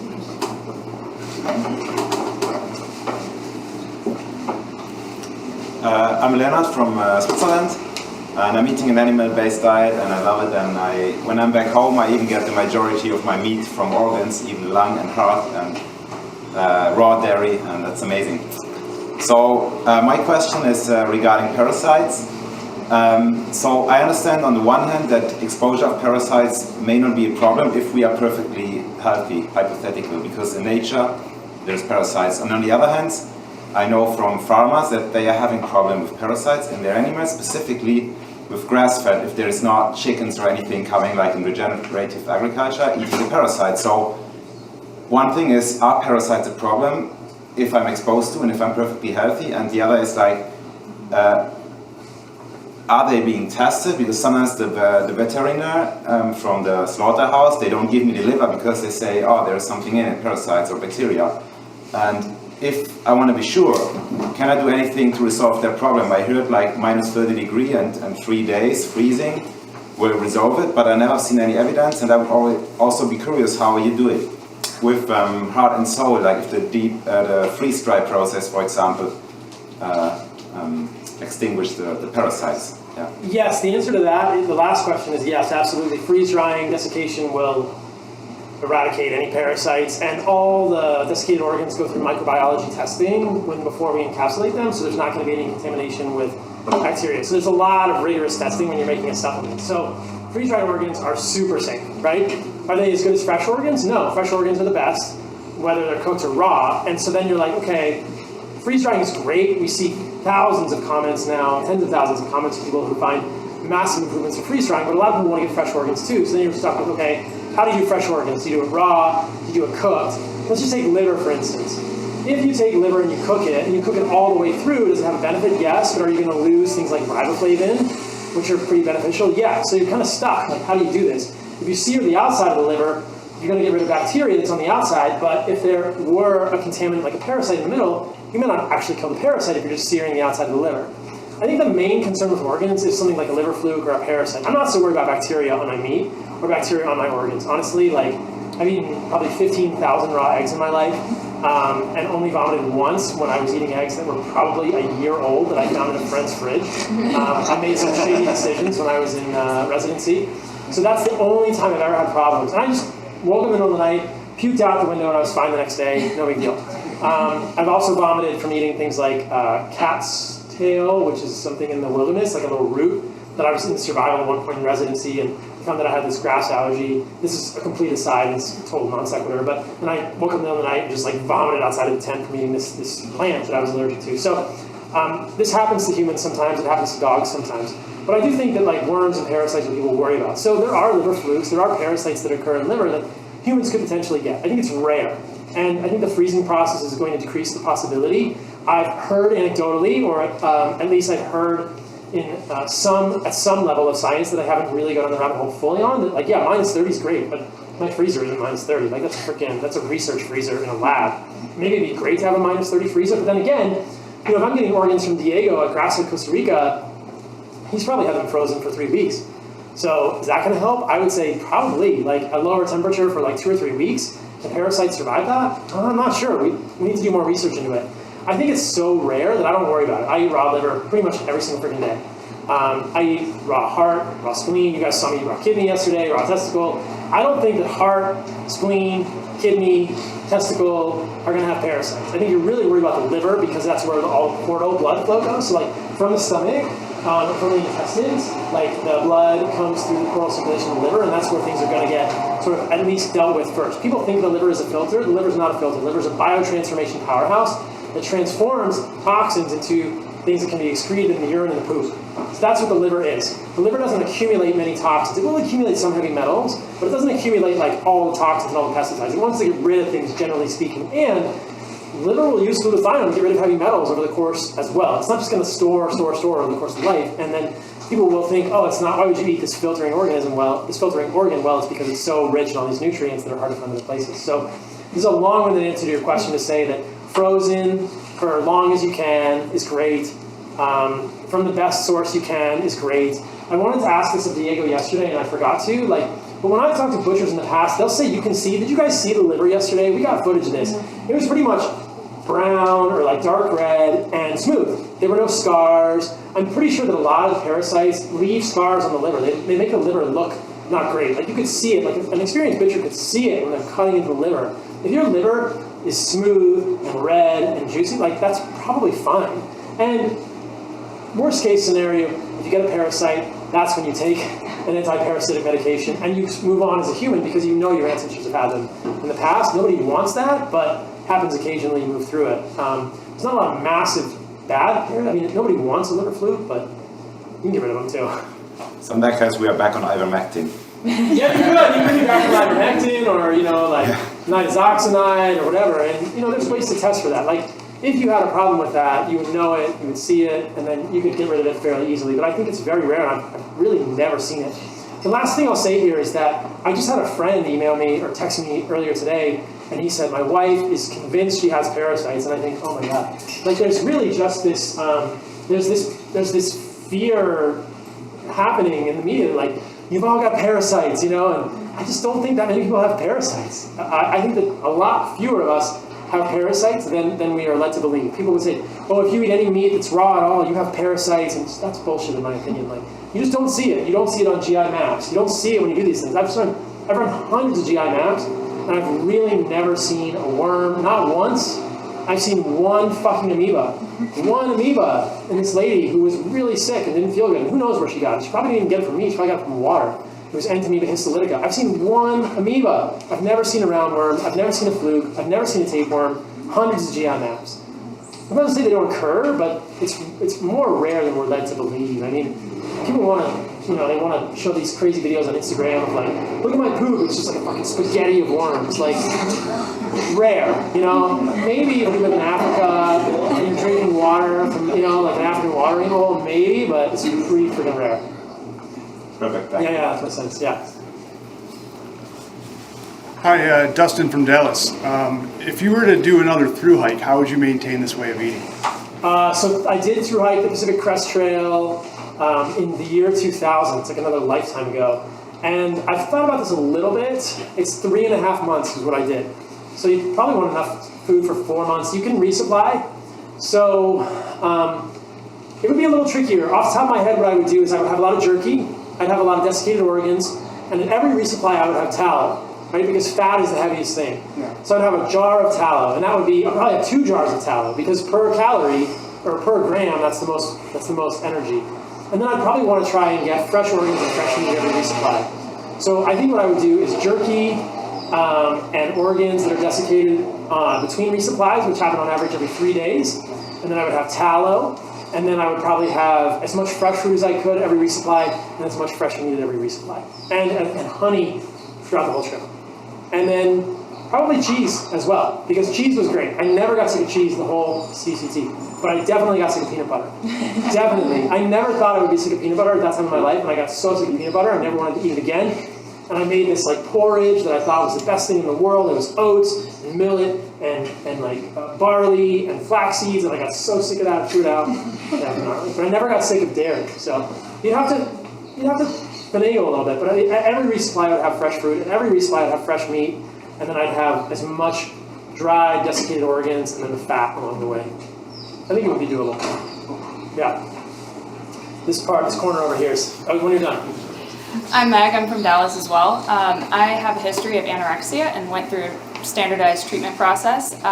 Everything stayed the same except my weight, with a balanced diet. So, and since going animal-based, I have not only not experienced a relapse, but have kept my weight stable and felt more emotional and mental energy than I've never felt before. Oh, that's so cool. So my question is, for clinicians and treatment teams that do treat eating disorders, how would you reply to people claiming that this way of eating is eating disordered?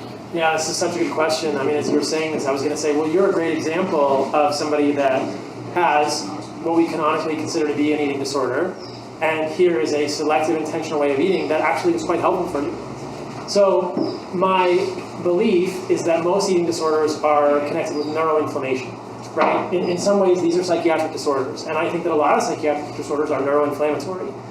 What causes neuroinflammation? We could generate a pretty good argument that it's the same stuff that generates gastroenterologic inflammation, right? Lectins, plant toxins. Could we remove these things? Yeah, absolutely. Like processed sugar, seed oils? Yeah. So I think that this argument is like, I don't even, there's a word for this, but I'm not finding it at this moment. It's like they're putting us between a rock and a hard place. You can't win, Like I actually think the way to treat people with eating disorders is to realize they have neuroinflammation, and to treat them with an elimination diet. And just to say, we're going to fix your neuroinflammation by getting rid of the foods that are causing your neuroinflammation. Because what's the opposite? Like, all foods are okay? How well does that work? I mean, in your experience, it didn't work. It didn't work. And it's not been my experience that it works in all of my training. And so I think that people in this space are well-intentioned, but they have to be honest with themselves and realize, like, look, if what you're doing isn't working and people aren't getting better with bulimia or anorexia or any sort of disordered eating, like what you're doing doesn't work. It's wrong. You have to think about it. You have to think outside of the box, and it's okay to give people a prescription that is going to decrease inflammation and frame it in a certain way. It's like, this is not restricted, this is intentional, right? We're not restricting foods, we're taking away the foods that are making you sick. I mean, if you knew that these foods were making someone sick and you took them away, that's the answer. That's not the problem. And I think that you have to be selective and intentional with foods. But this idea that like all foods fit, it's bullshit for me. It's horrible. It's massive bullshit. It's monkey shit. Like I don't even know what the hierarchy of shit is. Like, bullshit is probably more. It's like elephant shit. Like it's a huge amount of shit, and it really hurts people because there's no end. Where do you go from there? All You keep foods getting fit. sick. Where do you go? Keep getting sick and relapsing. Yeah, you keep getting sick and relapsing, and then people don't get help. They don't get well. So I think at some point you have to frame it differently and say, if this is neuroinflammation, then we have to treat it differently. So that's amazing. Thank you so much for sharing your story because that's huge. Because this is the main problem, right? This is something I run into all the time. People will say, what you're doing, Paul, is you're telling people these foods are not good and you're causing eating disorders. And and I look around and I'm like, I don't know. I mean, do you guys have eating? Does anyone? I mean, like honestly, like you guys can raise your hand. Does anybody think they have developed an eating disorder from intentionally choosing foods? I don't see a single hand in the room. Obviously, there's a little bit of confirmation bias here and a little selection bias, but it just does. I don't think it happens that way. I don't think that in our basic paradigm we think, oh, if you restrict foods, then you could get an eating disorder. And I think no, it's neuroinflammation, which is it's different, right? It's very similar to depression. It's very similar to anxiety. It's similar to bipolar in some ways, or even psychiatric, or even psychotic disorders. It's neuroinflammation, and I think we treat it that way. The whole paradigm shifts. So that's really cool. Yeah. Hi, this is along the same lines actually. I'm Liz from Ohio. I lost 100 pounds and on a ketogenic and eventually mostly carnivore diet, and I came off all antidepressants. So my question is, do you think ketosis is helpful in treating mental illness? And if so, does it need to be long-term? Do you think you can eventually heal those issues and it's no longer necessary? Yeah, good question. I know Chris Palmer at Harvard has had pretty good evidence, pretty good results with ketosis and mental illness. So I think that ketosis does have a place treating mental illness. I would love to see it be one of the first interventions. The problem that we basically invariably run into with humans is that long-term ketosis is not sustainable for us as humans. And so is it a tool? Yes. Is it the end result? Is it the end thing? I don't think so. Are you sure it's not sustainable for some? I'm pretty sure it's not sustainable. Why? Because the kidney needs insulin signaling to maintain electrolytes. And what I've seen so often, is that we run into palpitations, we run into cramping, we run into sleep disturbance, we run into hormonal changes with long-term ketosis. It's just the body really struggles to maintain electrolytes without some level of insulin signaling at the kidney and electrolyte maintenance. I mean, people are taking like mountains of salt and mountains of electrolytes, and I think it's causing problems. So long term, I don't think it works for humans. In the short term, I think it's great, and I think that it's beginning to address things in the right way because it's a dietary shift. The question is, I would say, number one, how is someone constructing the ketogenic diet? Because if they're constructing a ketogenic diet of vegetables, then I don't think that that's going to work long term for people. If they're constructing a ketogenic diet with the wrong type of fats, I don't think it's going to work for people. If they're constructing a ketogenic diet without organs or without nutrients, I don't think it's going to work for people. If they're constructing a ketogenic diet with a lot of nuts, I don't think it's good for people long term. So there's a lot of ways you could construct a ketogenic diet that I think will not be great for people long term. This is just my perspective. I think there's ways to do it that will be better. But again, I don't think that carbohydrates are the root cause of neuroinflammation. I think there are other things that cause neuroinflammation.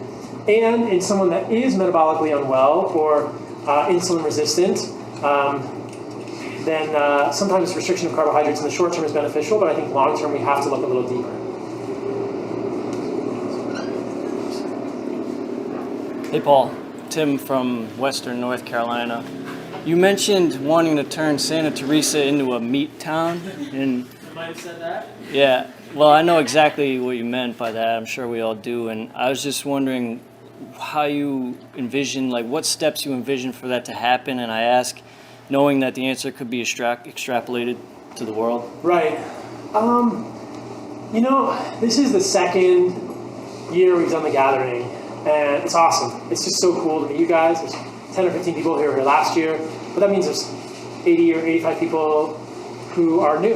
And if you can get this many people to travel across the world to this little town in the middle of nowhere, that's really awesome. And I think that there's a lot of potential for that to be a model. I mean, look at what happened with the C word, with COVID. Like, nobody has community anymore. Nobody sees anybody's faces. And I think humans need community. They need people that they can be around. And we don't all see the world the same way. I'm sure that if we all talk politics or religion, we wouldn't see the world the same way. But everybody in this room has at least some degree of uniting belief. And what's so cool is when people are like, when they've understood that like meat and organs are beneficial for humans, and that maybe they've been misled, that they find a lot of common ground. You can spend a lot of time valuable with people. I mean, everybody was jumping off waterfalls and hiking, and then you guys went surfing this morning, and then dinners every night. Look like people are just really, think about how easy it is to break down barriers in this situation. I mean, I see it every night. It's so cool at dinner to see people just talking, and it's almost like I have instant friends. You know that you have things in common with people. You know that almost everybody here has some story, whether it's IBS or eczema or depression or anxiety or eating disorders, like something that's affected their lives massively. And I think that finding ways to unite humans around that kind of stuff is huge. And in some ways, it's quite ancestral. And that word is getting so used these days that I hesitate to overuse it. But I think it is ancestral for humans to come together with a common belief. And it's like, if you believe what I believe, then we are brothers. We are sister. We are brother and sister, or we are brothers. And so we are essentially some sort of a family. And that's really cool. And so I think that model could be scaled. And when we understand foundational beliefs for people and we help people connect, then we create things that are really powerful for humans in terms of connection. Here in Santa Teresa, I have no idea what it's going to look like. I kind of just want people to see the place and to come back and travel here, or to tell their friends about it, or to buy property maybe, and we'll see where it goes. But I think that every year getting 100 plus people here is going to have an impact on this town. It can't not, because eventually more and more people are going to come, or people will move to Nosara, or more and more people will end up on the Guanacaste Peninsula. And I think once it's a critical mass, people are like, oh, that's where there's this really cool group of people. It's not a cult, Joe Rogan, it's not a cult. That's where this really cool group of people can be. I mean, we were sitting at dinner and you were telling me that in California, you don't have anybody, like, you don't really have friends. And I had a friend staying with me a couple of months ago, or like a couple of months, he left a few weeks ago, and he's in London. He said, yeah, my friends think I'm crazy. I mean, how many people in this room have experienced people in their life telling them, you're crazy, you're eating too much. Like, every freaking man is growing up right now, right? So like, how powerful is it to be in a place, in a room where people are like, you can eat more meat than that. Come on. You can do more pull-ups than that, like, you can jump off a 30-foot waterfall. Like, there are some major bruises in this room. But like, seriously, like, this is the complete opposite. Nobody's going to tell you you're eating too much meat. Eat more meat, dude. Like, do more cool things. Go surfing, go for that wave. Or here, have some raw testicle. I mean, the amount of people coming up and just eating raw testicle was amazing yesterday. So there's a lot to this. I feel like I'm rambling. Did I answer your question? Yeah, I mean, I feel like you are what you eat, and so for me, our diet is like the foundational thing we have in common, because I'm someone who likes to try to build intentional community, which is really hard. And I feel like if I was trying to commune with people that were on a totally different diet, it just wouldn't work. That's such a good point. It's such a good point. I mean, it's like, I think diet is essential. I don't want to say, God damn you, Joe Rogan, I don't want to say religion. But in a way, it is a little bit like a religion, like for people to say, like, well, if so much of your life is based around what you eat 2 to 3 times a day, that's a big deal. It's a really common uniting thing. What's that? Pass the blood Kool-Aid. I know. Pass the blood Kool-Aid. Yeah, I mean, before modern society, everybody was probably pretty much together on what they were eating, in the tribal days. Yeah. Probably was a lot of continuity with that. I think that, I mean, in the Hadza, there's no vegetarians in the Hadza tribe, right? Like, they all know the meat and organs, they all want the meat and organs and the honey, and they all understand it. It's fundamental. It's just built into what humans do. Paul, my name is Gabe.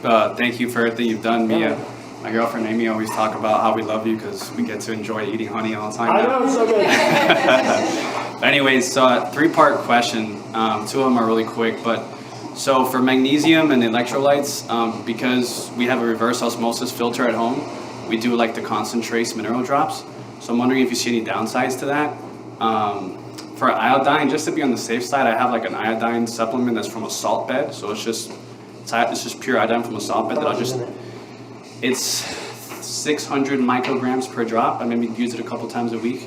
I mean, the RDA is 150. It's 150, yeah. So 600 is a lot. Even Yeah. one drop is a lot. So like, yeah, you're probably not overdoing it, but I don't think you need it. Okay. Yeah. Concentrates, I'm fine with. You're fine with the As far as I can concentrates. tell, yeah. Maybe I'd change my mind on that in the future, but I don't think so. Yeah, and then the last question is, like, so I've healed from multiple chronic diseases already. Still got a couple more I'm trying to fix, but I feel good on animal-based. I feel great. SIBO's like gone away and hasn't came back yet Even so with far. fruit and honey. Even with fruit and honey. That's cool. Yeah. A lot of Which people is would- very contradictory Yes. to what you've been told. Yes, 'Cause, about small intestinal I did the antibiotics like a year ago, and I did a high FODMAPs with the antibiotics, and it fucking destroyed me. Okay. Horrible. I had to like do a 5-day water fast because carnivore wasn't doing it. But, Uh-huh. question is, so now that I'm feeling good, things are going well. For preventative measures, are there any tests or lab tests that you recommend that one just do periodically, just to make sure things are running well, or as long as you're feeling good, should that be your number one barometer? In general, for animal-based? Just for me, like general health-wise, like should I be looking to get tests if I feel great, or? I think every year to two, if you're feeling good. If you're less than 40, every year to two, you could get blood work. And we talked about it earlier, CBC, comprehensive metabolic panel, thyroid panel, male hormones, female hormones, HSCRP, fasting insulin, uric acid is probably a good start. And if you feel good, I don't think you need anything more than that. So what's with uric acid, I guess, where do you want to be at? 4.5. Or below? Mm-hmm. Milligrams per deciliter, yeah. There's been a lot of talk about uric acid in the podcast about that a few weeks ago. Okay. Organs will not raise uric acid in a metabolically healthy human. Yeah. And uric acid, is that a byproduct of ammonia from eating too much protein? No, or it's a how do you- byproduct of purine breakdown. Okay. And it's a byproduct of other metabolism in the human body. Yeah. Okay. Yeah. And sometimes, AMP can be converted into uric acid, adenosine monophosphate. So, yeah. But it's in vogue right now because a book was written about it, and people are correlating high levels of uric acid with problems. And it's like, is the uric acid causing a problem? Is it reverse causality? Is it just an association? I mean, uric acid appears to cause gout when it crystallizes, but it's a much more complicated picture than people are painting it to be. And I mean, what you're taught in medical school is that meat and organs and fructose raise uric acid, but it's much more complex than that because meat and organs won't raise fructose, won't raise uric acid. If you're metabolically healthy, I've shown that over and over. My uric acid is always really low. It's actually lower on animal-based than it was on carnivore. On carnivore, it's 4.5. Most recently, 3.9 with honey and fruit. So that doesn't work, right? There's something more complex going on there. Not just my labs, but other people's labs, and there's evidence of that as well. And then Even Dr. Perlmutter came out and he said that's what I'm talking about, yeah. Right, and it was more isolated fructose was more of the cause for higher. Yes, isolated fructose is the cause rather than fruit. And if you look at, but in his book, he recommends against eating organs. Oh, he does? Yes. Oh, because in the podcast I didn't hear that. Yeah, in his book he recommends against eating organs, and I'm like, okay, we're gonna have to fight. Like, not really, He's more plant-based, yeah. Yeah, he's more plant-based. It wouldn't be a good thing. I'm not going to fight anybody. What about like the NutriVal micronutrient assay? Like I know a lot of that's not accurate too as far as It's testing okay. it. Yeah, it's kind of like we talked about earlier, like you've got this box of the human organism, you're looking through like blurry windows, and you're like, I can kind of make out something. It's okay. Okay. Yeah, I mean, if you have unlimited funds. So you wouldn't recommend it as like preventative? No, I for don't the think most you need it part? on a yearly basis. Just regular, like more mainstream blood work, which is probably. I mean, if you're insurance probably pay for it. If you pay cash, that's probably. It's cash. It's about a G to do all that. Like it's about what? About a G to do like fasting insulin. I think it'd be less than work. that, depending on the blood work on the lab. Maybe $500 every 2 years for those labs. Okay. Yeah, but if you're feeling good, it's like what are you going to change? Right. One of the sayings that I like from medical school is you don't get a test unless it's going to change management. And I think blood work would change management. If you saw your iron was off the charts, that might change the way you eat. If you saw your uric acid was 8, it might change the way you eat. If you saw your HSCRP was high, you might change the way you eat. But it's not worth getting tested. It won't change what you do. So, yeah. If your iron's high and you're animal based, I mean, what else would you do? Other than maybe just give some donations of blood? Yeah. Make sure you have the mic if you're going to ask questions. Check for, Will you ask the question again with the mic? So like if your iron is high and you're doing an animal-based diet, like what else would you do other than maybe just go donate blood? I would check for hemochromatosis. You need to know your genetics. So if you had hemochromatosis, then you would do phlebotomy. And people define iron as high in different ways, right? There's like, is high iron a ferritin greater than 150? Is it 250? Is it 300? I think you have to triangulate with things like GGT, gamma glutamyl transferase, measures of oxidative stress to see if the iron is causing oxidative stress. Because people would say, oh, you're eating all that iron, you're going to get oxidative stress. And I just don't think that that's as linear a relation as people make it out to be. A ferritin of 500, yeah, it's too high. And an iron sat of 70, yeah, it's too high. But that's all just diagnostic criteria for hemochromatosis. So you just need to know if you have hemochromatosis. If you don't, and your ferritin, or I would say, I don't have hemochromatosis. My ferritin, I think, was like 220 last time. I don't worry about it at that level. And most people will stabilize at a certain level. That's pretty high compared to like what a lot of traditionally, yes, because I eat more meat than traditional people do. Yeah, my B12 is also higher than traditional people, and my coenzyme Q10 is also higher than traditional people. You know, like traditional labs, and my vitamin E is above. You know, most. But then you have low oxidized LDL, low CRP. The mic. Yeah, I'm assuming that you have low oxidized LDL and low CRP. Your fasting insulin's good, so like you look at the holistic thing. And yes, there's the whole picture. The only thing I'll say with regard to that is that the oxidized LDL is a very hard test to get because most oxidized LDL blood work is not that accurate. So the only one I'm aware of is from Boston Heart, and it's oxidized phospholipids on ApoB. That's kind of technical. We can talk about it offline. One or two more, and then we'll wrap it up. Zane, what's the time? It's about 4:10. So we've been going for just over. This whole group over here has Over 45 minutes. I'm sorry. Let's do one or two, and then you guys can just get me afterwards. I just want to do that and then pass it over there. Do it, and then we'll finish. I'll do a quick one. Yeah. So first, I'm Lorenzo from Venezuela. I just wanted to give an anecdote that I've lost over 70 pounds doing carnivore. I have a quick question about longevity. For me, it made so much sense, this diet because growing up in Venezuela, we ate organs all the time. Me and my siblings would fight who got the heart of the chicken when we would have lunch. Our mom would just toss it to one or the other. So I was very just saying. I also grew up climbing trees, grabbing a mango, or a coconut. So it made a lot of sense. It brought me back to life, 70 pounds down. However, I have arguments with some friends, and some of them have a counterpoint that I don't really know the answer to. And they're saying, okay, these foods might make you thrive, but evolutionarily, nature doesn't care if you live in 100 years. Nature only cares for you to reproduce, and then you may die of a heart attack at 40. And so, they're basically saying, these foods will make you feel awesome so that you can reproduce, but then they'll kill you early. And I don't know if there's any evidence that, I guess my question is, do you think our ancestors, aside from murder and death and all that, could live up to 100 years or something like that? I do, but I'll also say this. If that were a trade-off, I'd rather live well and short, right?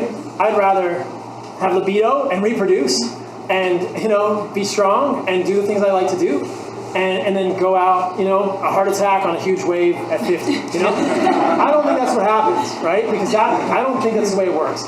People love to make these arguments philosophically with no evidence to back it up.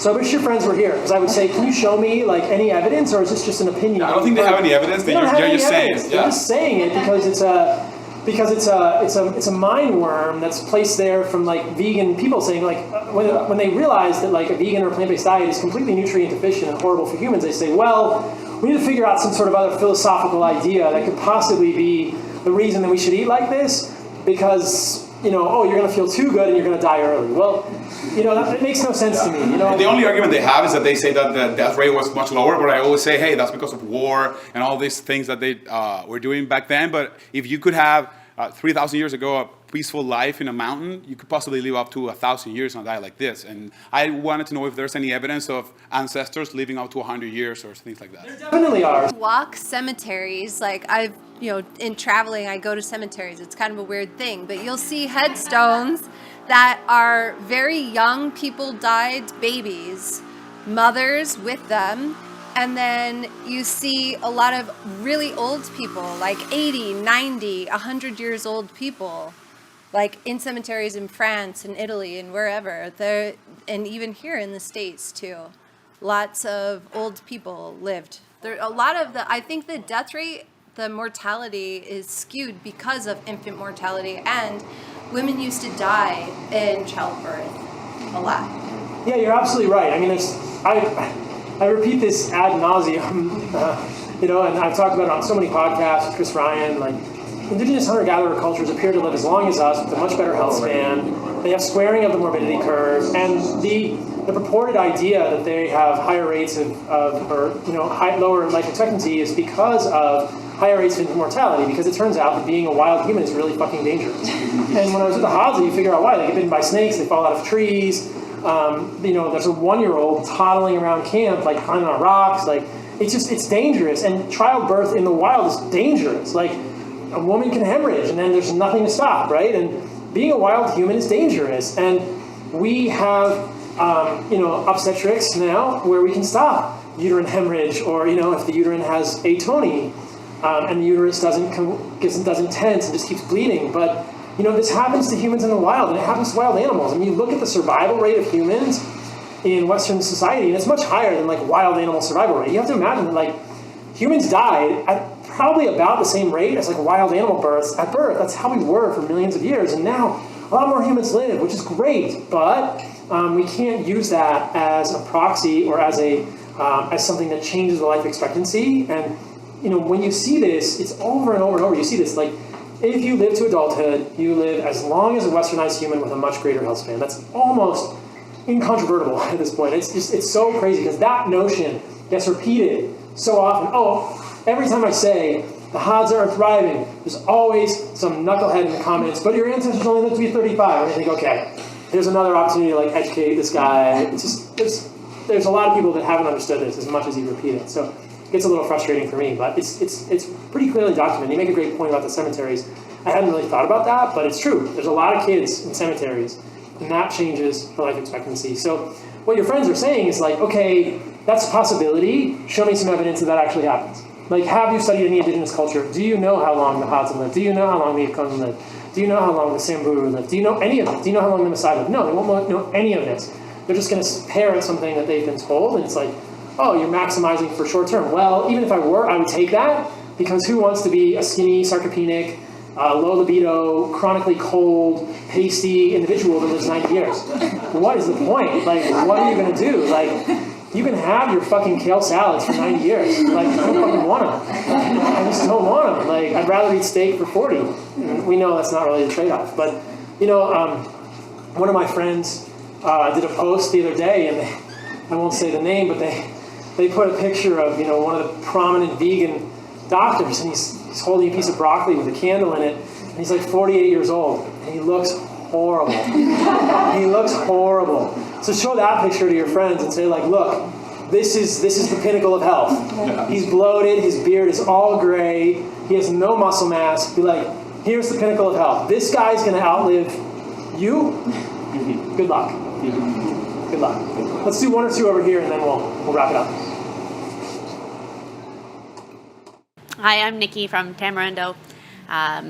I had a question. I've been following you since you were before Carnivore MD, and I kind of maybe missed some of the finer details when you started adding in fruit and honey.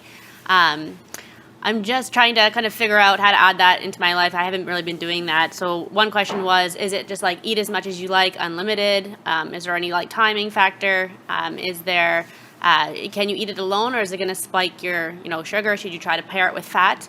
And then kind of on top of that, I've got 2 young kids, so kind of if you had kids, how would you feed them in terms of that, adding in all these foods? Yeah, okay, great question. I don't really worry about it. I eat fruit by itself. I eat fruit with my meals. I eat fruit with protein. I eat fruit with fat.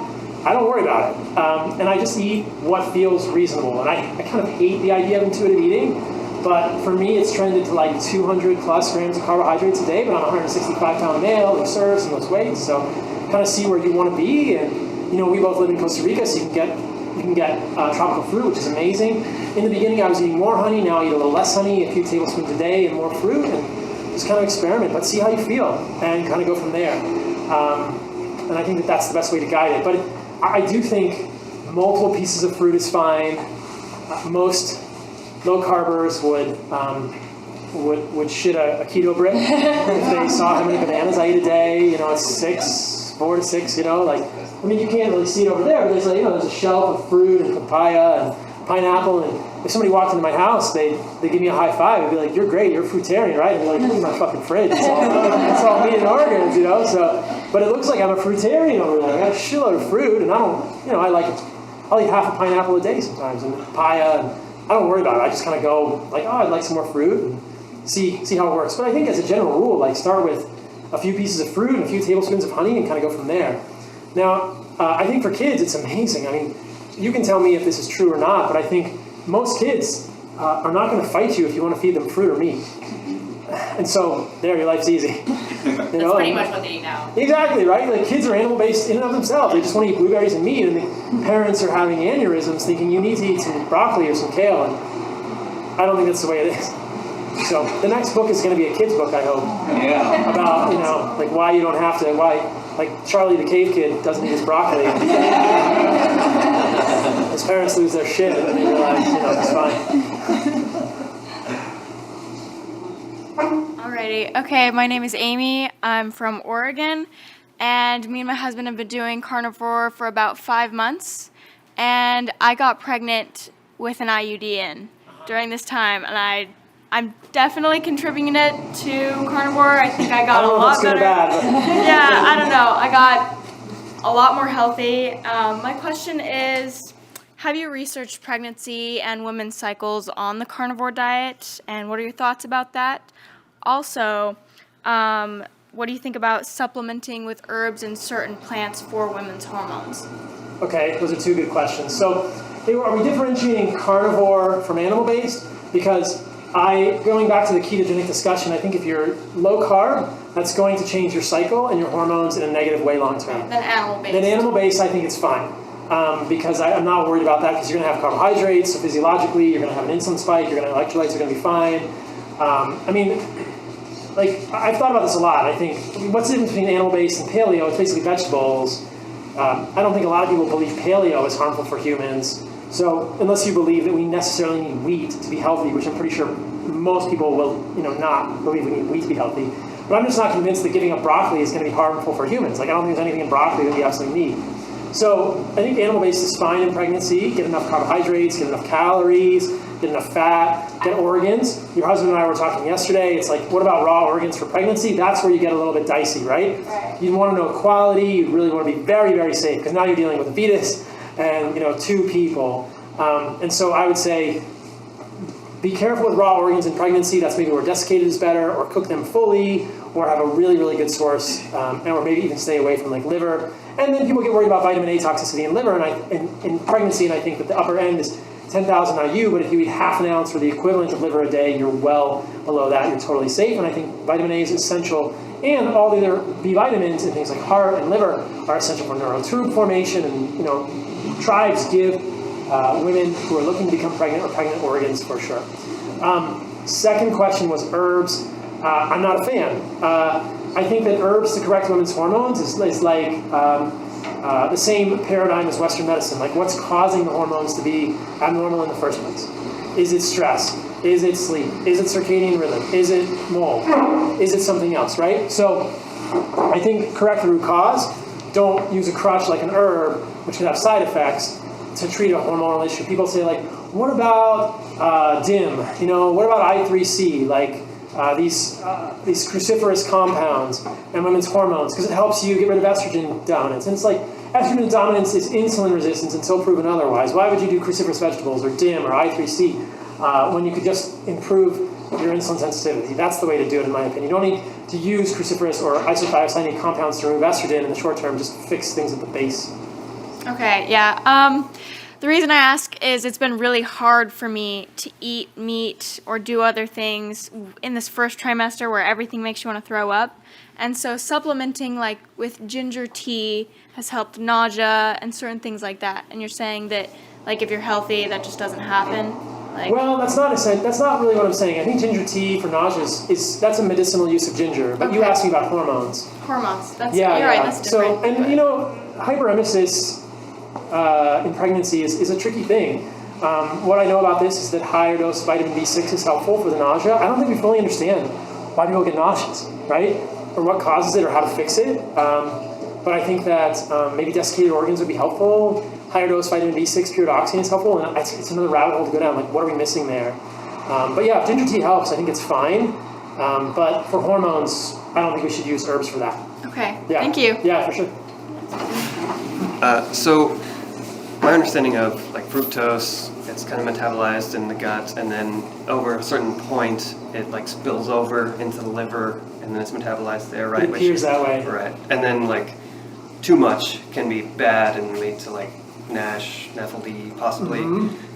So, but most of the studies I've seen, it's like they give them a fructose drink. It's not Yes. fruit. Yes. So I guess my question is there a point at which you think eating fruit, like having a 10 banana smoothie or something, will lead to that same thing as possibly fructose bolus, the bad? Possible. So I talked about this on a podcast 2 weeks ago. There's a study by Josh Rabinowitz. I'm pretty sure they gavaged, so they looked at the amount of fructose and they got up to 1 gram per kilogram in animals. So you figure like I'm 75 kilograms, so like 75 grams of fructose in one meal is quite a bit. But you could do that with bananas. I mean, how many, like that's 10 bananas, right? 10 bananas. If I made a 10 banana smoothie, maybe. But I think that, most of my meals are well below 75 grams of fructose. And then the other thing they note in that study is eating fructose and eating food upregulates the capacity of the gut to take care of these things. So you can protect the liver from the fructose in that way. And then there's the question of whether the gavage, which is going to be like a liquid fructose, is the same dose as like a fruit, which could be even more.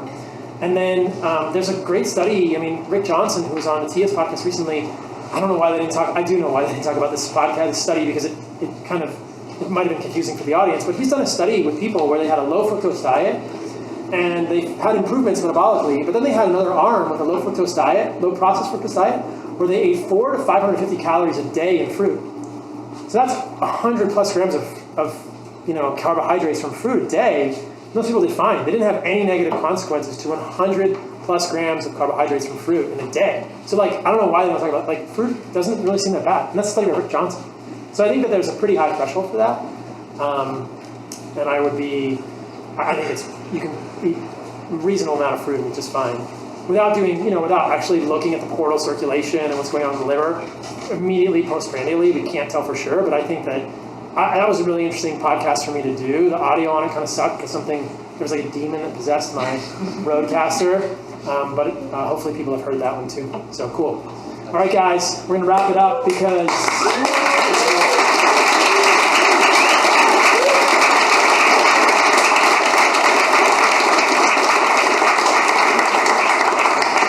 Nobody will listen much longer than 1 hour and 45. Thank you all for being a part of this. Those were amazing questions, and I'm stoked.